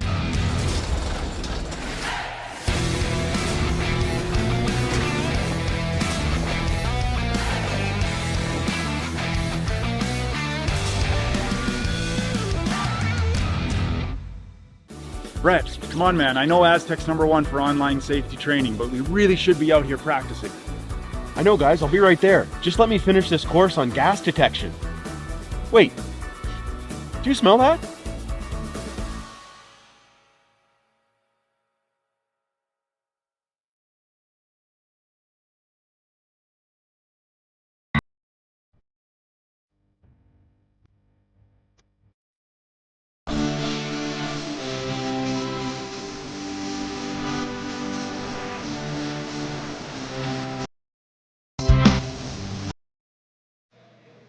And welcome back to Martensville. It's all tied up here at 2-2. Mike McEwen versus Dylan Derksen here at the Curling Stadium, Martensville International. We are so thrilled to have you here with us on Curling Zone on YouTube. I'm Dave Schmel, joined by Sean Joyce. Connor Sims is making all the magic happen on the production side. McEwen has the advantage here with 2 hammers to 1, Sean. Yeah. Not the way they would have liked to start that end, though, with a long guard. It's typically seen as an advantage. That's why he wanted to force there. He wanted to get the hammer back here in the 6th end. You'll probably see them play a little bit more aggressively to try to score here. If you're going to play for that hammer in the 6th, you don't want to see a blank here. But at the same time, Dylan Derksen's at the same time, Dylan Derksen's going to be pushing for the steal. Well, and this is one of the few times where if you're Derksen, you actually don't mind a blank here. You get a blank in 6, you're back to even playing 7, where you assume it's going to be 1 hammer each, and then you just have to try to force the play a little bit in 7. You don't want to see a blank in 7.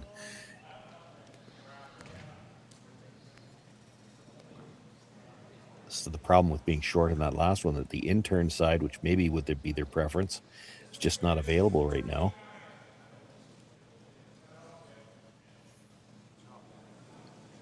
So now here's Daniel Marsh.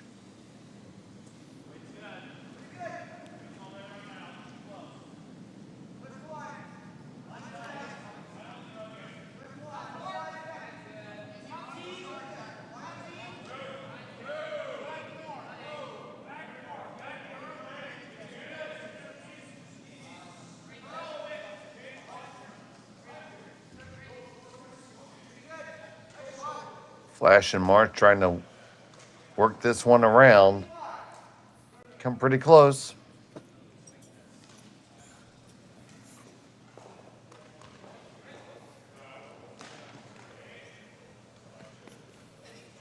So Derksen looking to freeze on top of that again. Yeah, I'd like to get to the inside, which is not going to be easy. Do you ever like drawing behind those two? I don't hate it. And he's at least thinking about it. It's tougher. I mean, this isn't 5 feet of curl, but it's a good solid 4, and there is some late finish.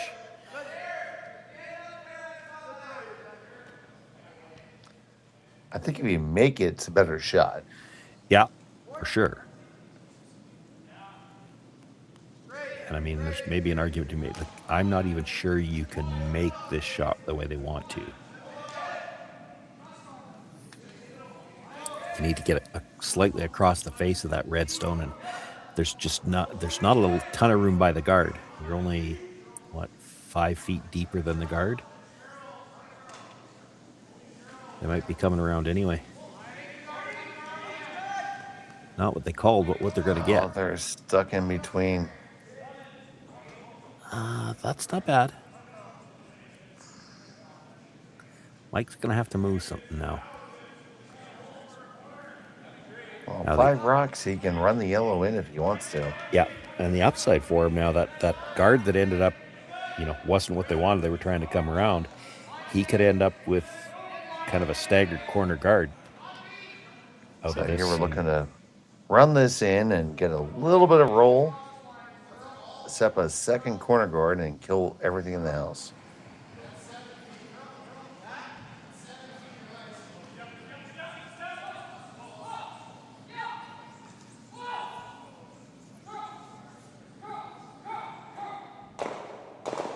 Push it back.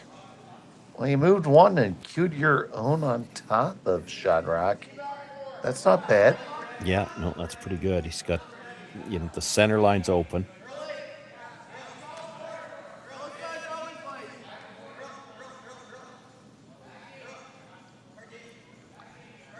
Derksen, without hesitation, looks to draw under and lie too. Kind of forced by the situation.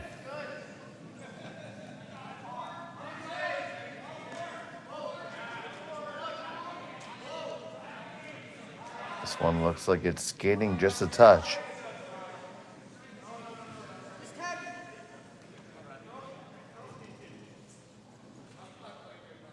It's going to settle down in an okay spot. No, I don't think so. That's a little deep. Like if Mike wants to play for his deuce around, and I mean, it's only 9 inches off the center line, but essentially that's a corner guard. And now you're also protecting him from the back because you slid mostly behind the T line. He could get a corner freeze on that. He's buried. You can't push it back. They're even looking at coming around from the intern.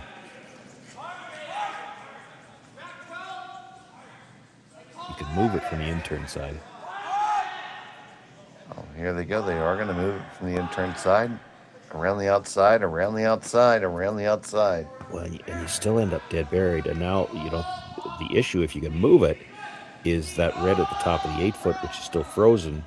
You can potentially have it in play for scoring because you can always tap the yellow.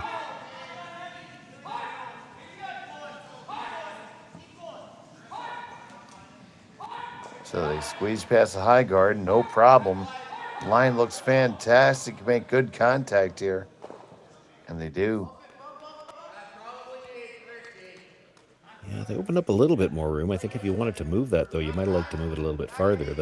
The draw is still there, right? Well, the draw's still there. That's not the issue. The draw was always going to be there. The issue is you didn't really, what did you get yourself? You didn't open up any more scoring area at the top. You play that red-yellow, you're still not second shot.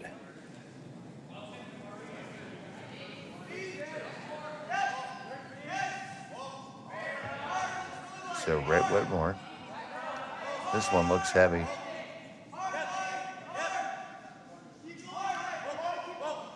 Sweeping for the curl. Can they carve it over far enough? The line's getting better. It's getting really, really good. Get a little... Oh, my goodness, it's short. Yeah, and he left a double on the yellows at the top. You could even come off the red and make it. Man, that was 8 inches from being great. But as it sits, terrible.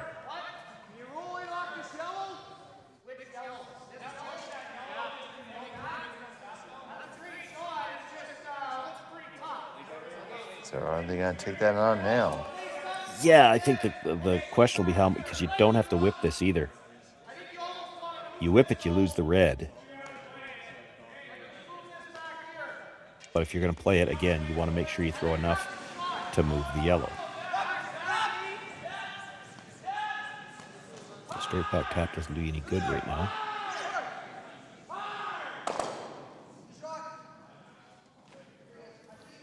Yeah, in my eye, the double is the only shot, really. He's only looked at taking it off the red so far. I think you can see enough of the yellow to go off the yellow. Oh, for sure.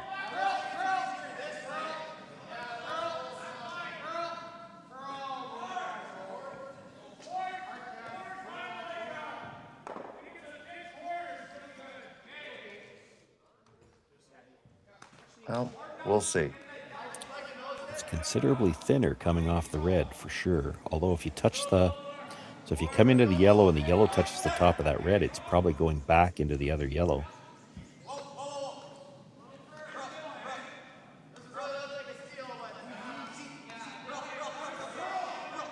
Colton Flash settles in. Fires his first of 2.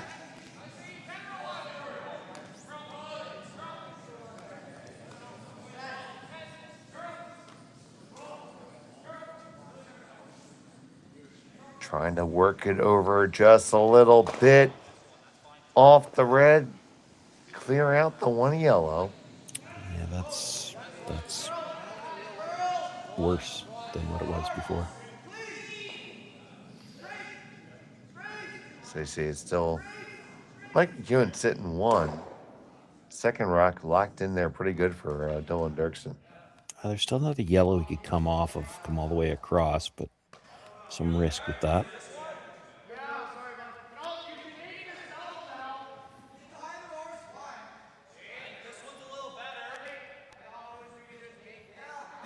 So Whitmire is going to come on down and chat with the skipper. Let's take a look at this. Yeah. Come on top and draw something up for us, Sean. Well, I don't have a telestrator, but if I did, the shot might be what they're looking at there. You run the yellow onto the red. Now, he's talking about just rolling it over. I don't think that helps you. It probably is going to leave a double. But I'm not so sure you couldn't make this yellow onto the red and have it come across into shot stone. Right. Like, if you don't throw out anything over on the side there, I think Mike McEwen on his next one is coming off that yellow in the 12-foot and trying to kill that yellow off the top of the 8.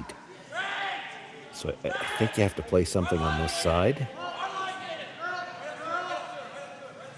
And your best result is run the yellow back to hit about across the face of the red to about a third and have it come across and kill shot stone.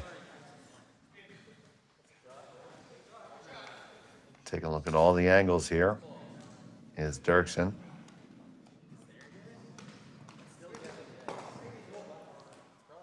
With the very unique black uniforms with red trim.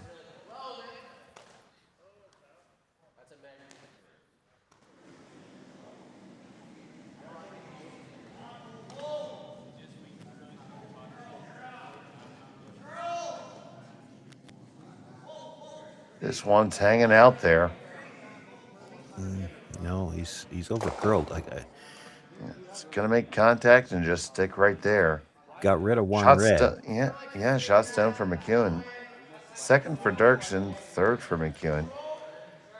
It does, by putting that stone rocks width higher, it makes the crosshouse double a little tougher still.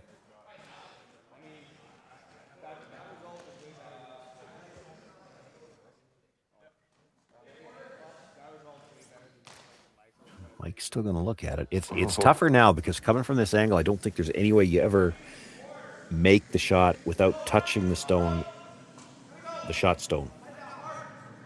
Like you come across into the yellow.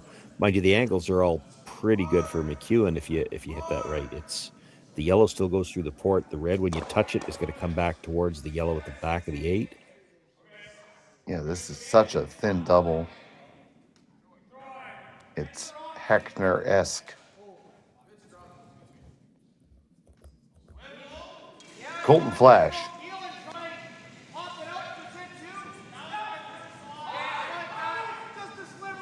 Pick this one up right out of his hand. It's going to catch way too thick. Rolls on over and by. Now, what did he leave off that one? It's probably a pretty good angle to come off it into the yellow. tougher angle, but it's still there to come off it into the shot stone. It's thinner. So much risk. Well, but if you leave it there, Mike's going to play it.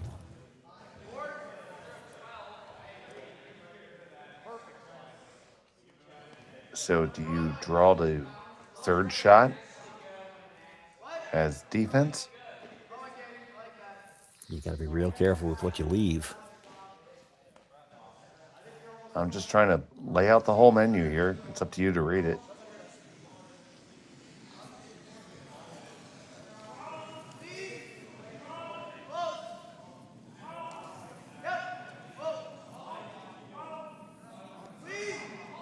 You could play off this quieter if you come in and just, so you play it a little bit quieter weight. If you hit the first one a little too thick, you come into the yellow and you might just touch it in for shot rock. You're still hitting thin to get to the red.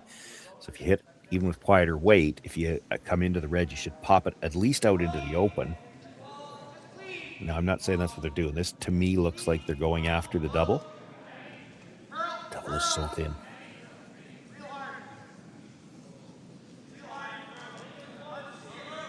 He did talk about just rolling over there. Yeah, like you said, such a thin double.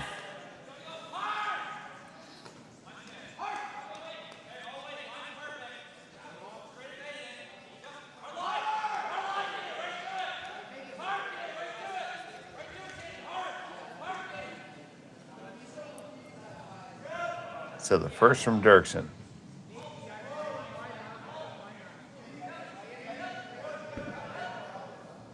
That's going to catch the outside of it and do absolutely nothing. Well, it takes the shot away. Sure.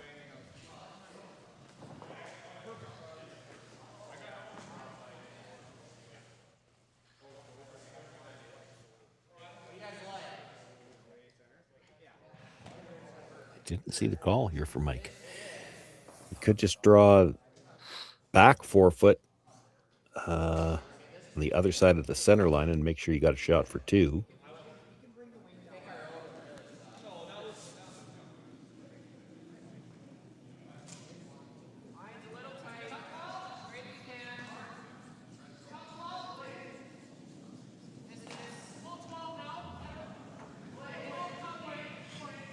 Your front 4 foot here at all, he's probably playing the slash double. Oh, he's throwing this one through, actually. Through, yeah. So that he doesn't give him anything to play off of.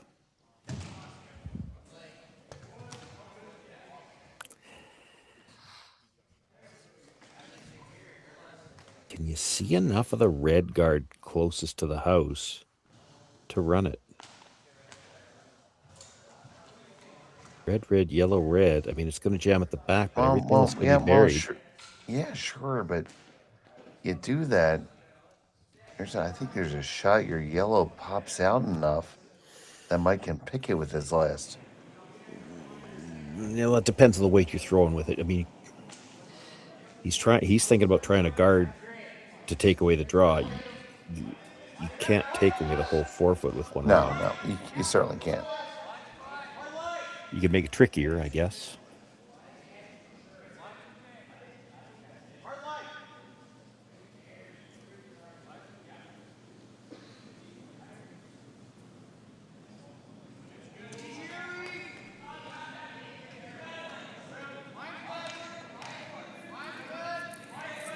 Taking ice way out in Albuquerque.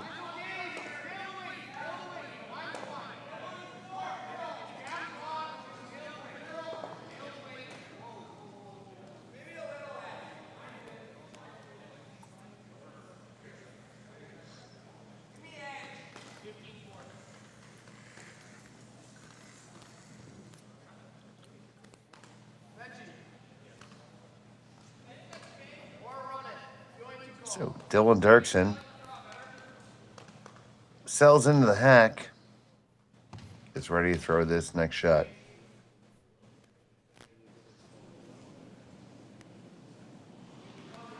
His last of the 6th.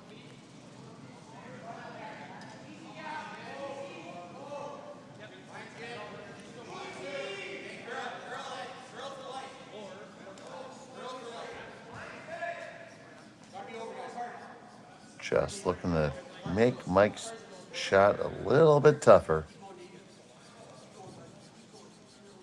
It is indeed a guard.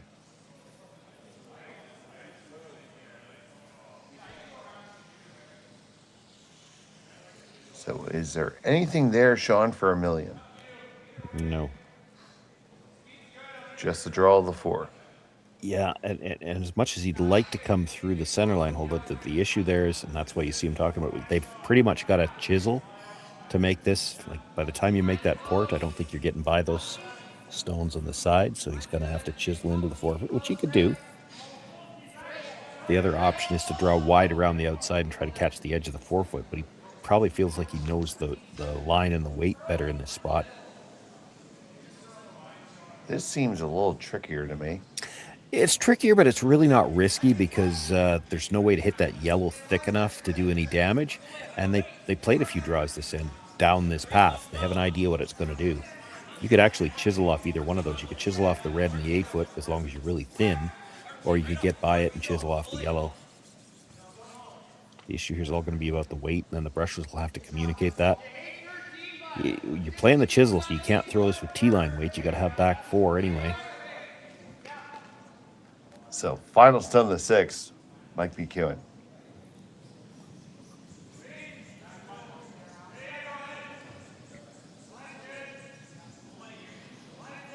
They grabbed it early.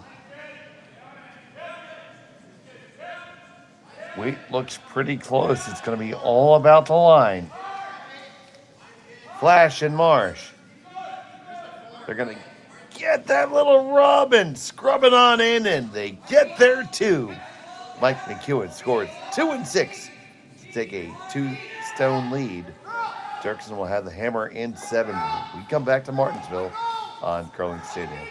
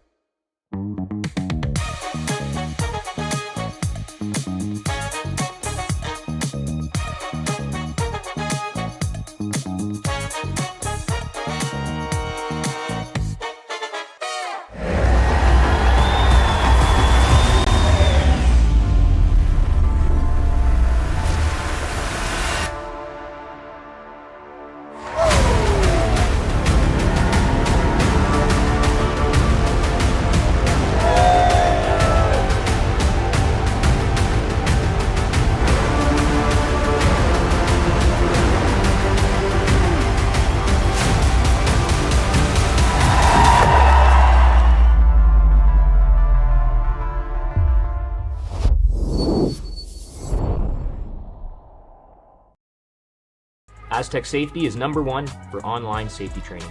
Aztec Safety is the proud sponsor of the Aztec Safety Challenge, the #1 event on the World Curling Tour. And Aztec Safety has been a proud sponsor of Team Jacobs on our quest to represent Canada at the Olympic Games.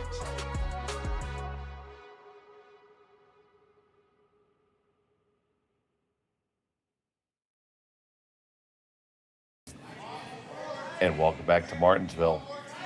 Mike McEwen with a big 2 under there in end number 6 to take the lead over Dylan Derksen. Derksen has the hammer throwing the Yellowstones here in the 7th. Thank you for joining us here on Curling Stadium. So happy to have you here with us. If you have not done so yet, please take the opportunity to click that thumbs up and subscribe to Curling Stadium. It doesn't cost you anything, and you'll be up to date in all the curling action from across the world all year long. I'm Dave Schmel, joined by Sean Joyce and Connor Sims. Thank you for being with us.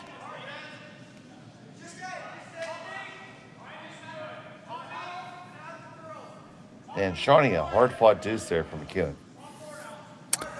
Yeah, it was, and a nice final shot to get it.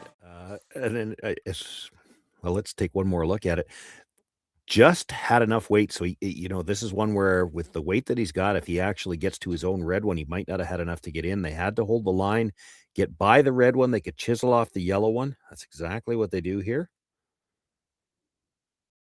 That red one's high enough. If he chisels off it, he might not have had enough weight. gets the 2, and then as we were coming back from the break, you could see, I believe that was Caden Hebert talking to Mike McEwen.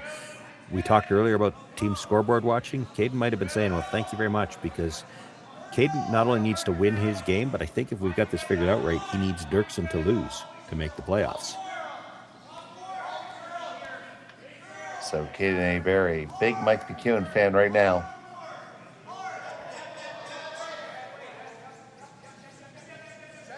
He's got his own hands full, but yeah, there's still going to be, there's always some scoreboard watching when you're in that spot. I thought teams never watch the scoreboard, Sean. They just tell you they never watch the scoreboard. They're lying.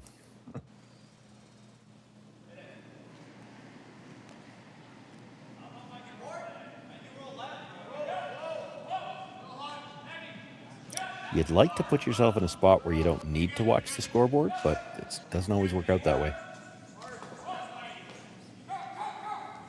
Yeah, sometimes it's just a situation you're in. You know, Rylan Kleider's actually not playing tonight, but he finished at 2-2, and the first thing he would have checked would have been the draw to the button results. So as it turns out, his draw to the button is so good, he knows he's in. It's just a question of who else might be getting in with him. He'll be playing in the 4-5 game. He can't advance any higher than he's either his 4th or 5th, but at least he knows he's alive. Even in a 4-way tie, he would have ended up in the playoffs.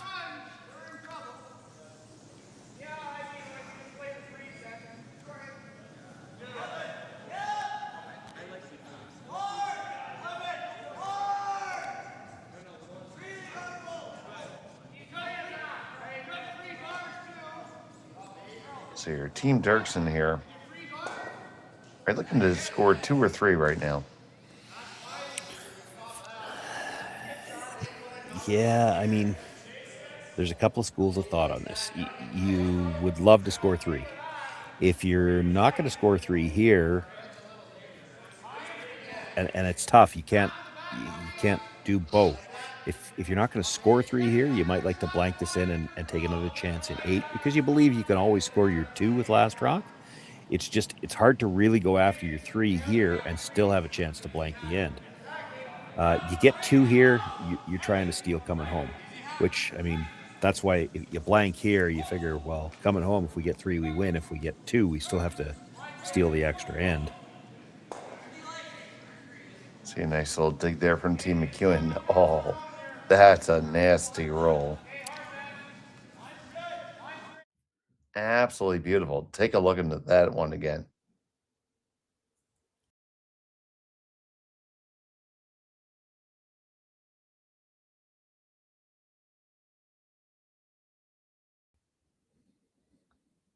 Just kind of feathers on in and slides on home.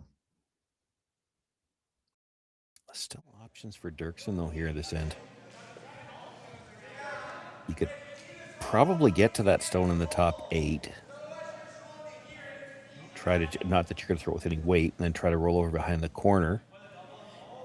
He's looking at trying to get to the yellow, which you could do. Also roll behind the corner. But then you're losing a red, probably. You're throwing that with weight. You could just straight draw behind the corner. That's not bad either.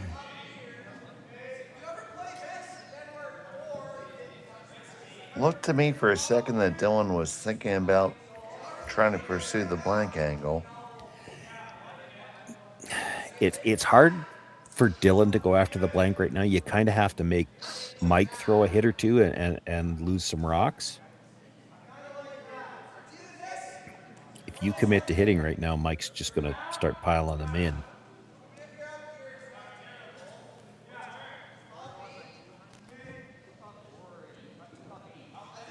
I'm not loving this draw. Yeah, I'm not loving this. I liked his first thought to ignore the stuff in the middle and go to the corner.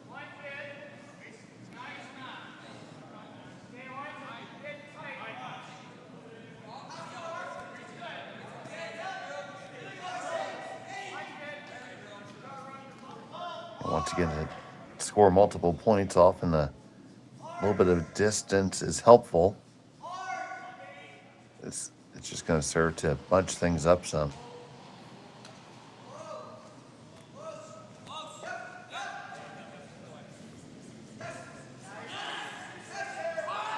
Guard's probably coming straight back now. And then the yellows both leave. Yeah, straight back. All the yellows are gone. You had 2 reds left. Probably 3.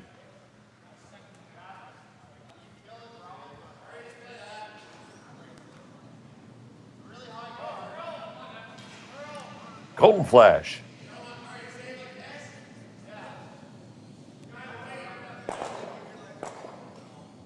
This one is outside a touch. And it did indeed miss. Well, there's the opening you needed. All right. So I think now you have to think 3 now, right?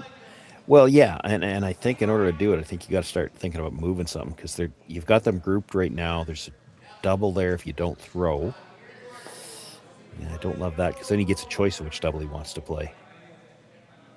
Wouldn't it be better to play that little 2-foot run and roll your shooter underneath the corner? Boy, I hate this. Center guard with last rock's almost never a good idea.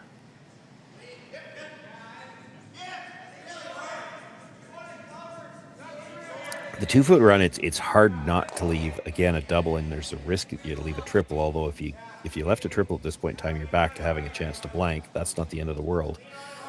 I thought he would look at, you could play a split on the 1 and the 12-foot. Push it in behind the red, try to roll across to the other side of the house. You don't want to leave too many chances around for doubles. That's the scary part here.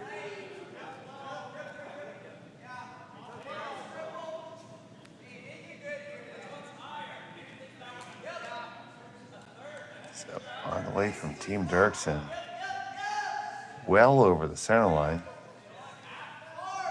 Yeah, I think they decided to come around this corner just to maybe not leave choices of the doubles.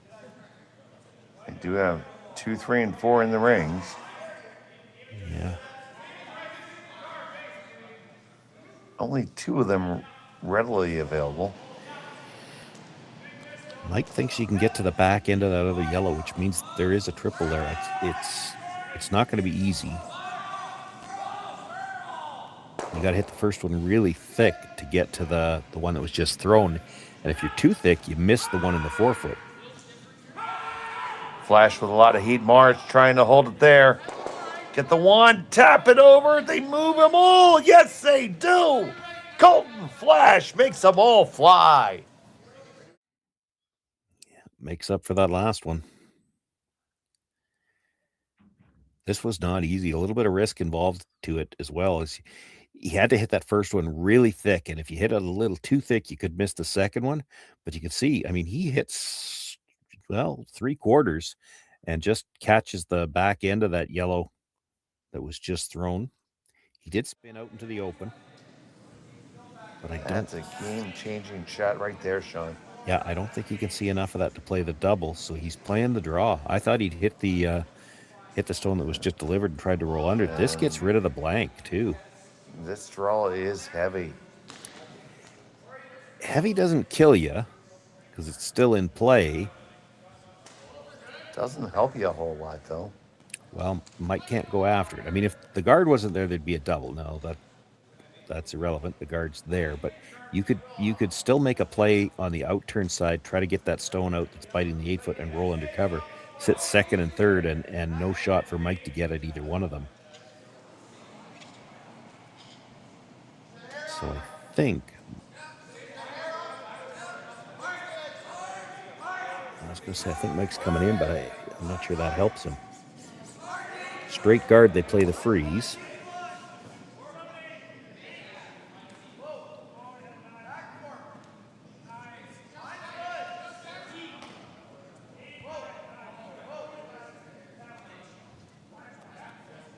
So Mike McEwen with his first here in the 7th. He's up by 2.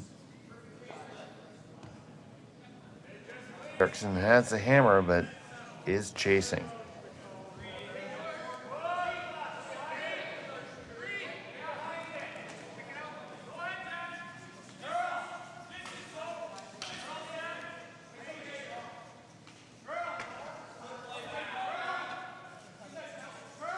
This one comes up, and it's going to be a nice tight center guard.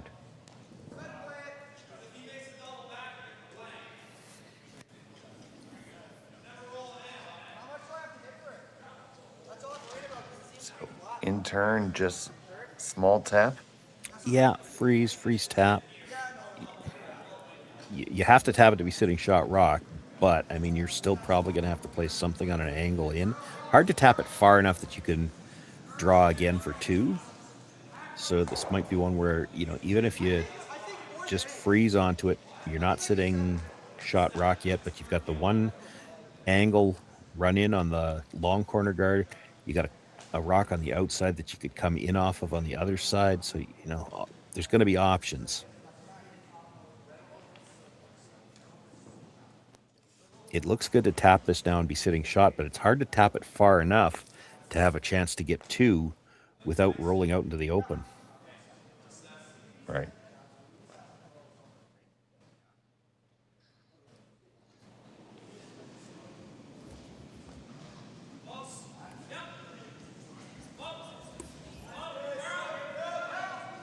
So Derksen trying to just get around everything.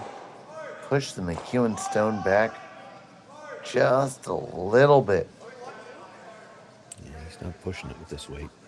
He's not getting there. See if we can get past the guard. No. Oh my goodness, and that ruins your way in too. Well, you've got it to run. Sure, but you can guard it just back. Yeah. Or take it out. Yeah, I mean, a little risky to hit it, but that would be the best result because right now you guard it. He's still got the double run in, which, you give him that. He's always going to have something because you got the in-off on the other side anyway. The in-off on the other side is probably better than the double run.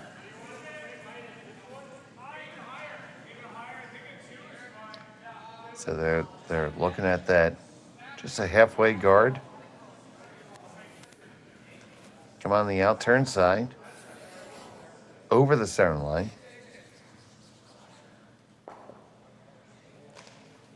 The counterclockwise rotation.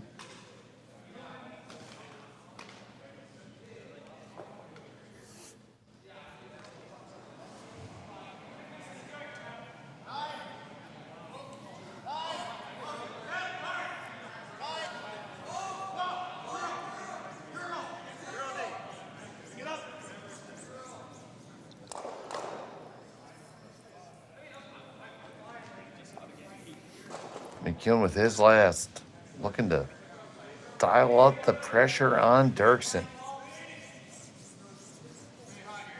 Flash and Marsh. Already knows he can't be any worse than one up with coming home, but there's a chance he steals this end. That's not bad at all, Sean. Yeah, all I see is the in-off on your own. And dear Lord, that's tough. What is? I mean, it's so thin. I don't think there's any way he could get to the red to make the in-off on the red, though. I mean, if he could do that, it would be for 2. I just can't see enough of the inside of that rock. Yeah, so right now it's McEwen sitting 2. It's going to be this in-off this Yellowstone and try to put the shooter onto the button. This is certainly to stay in the game.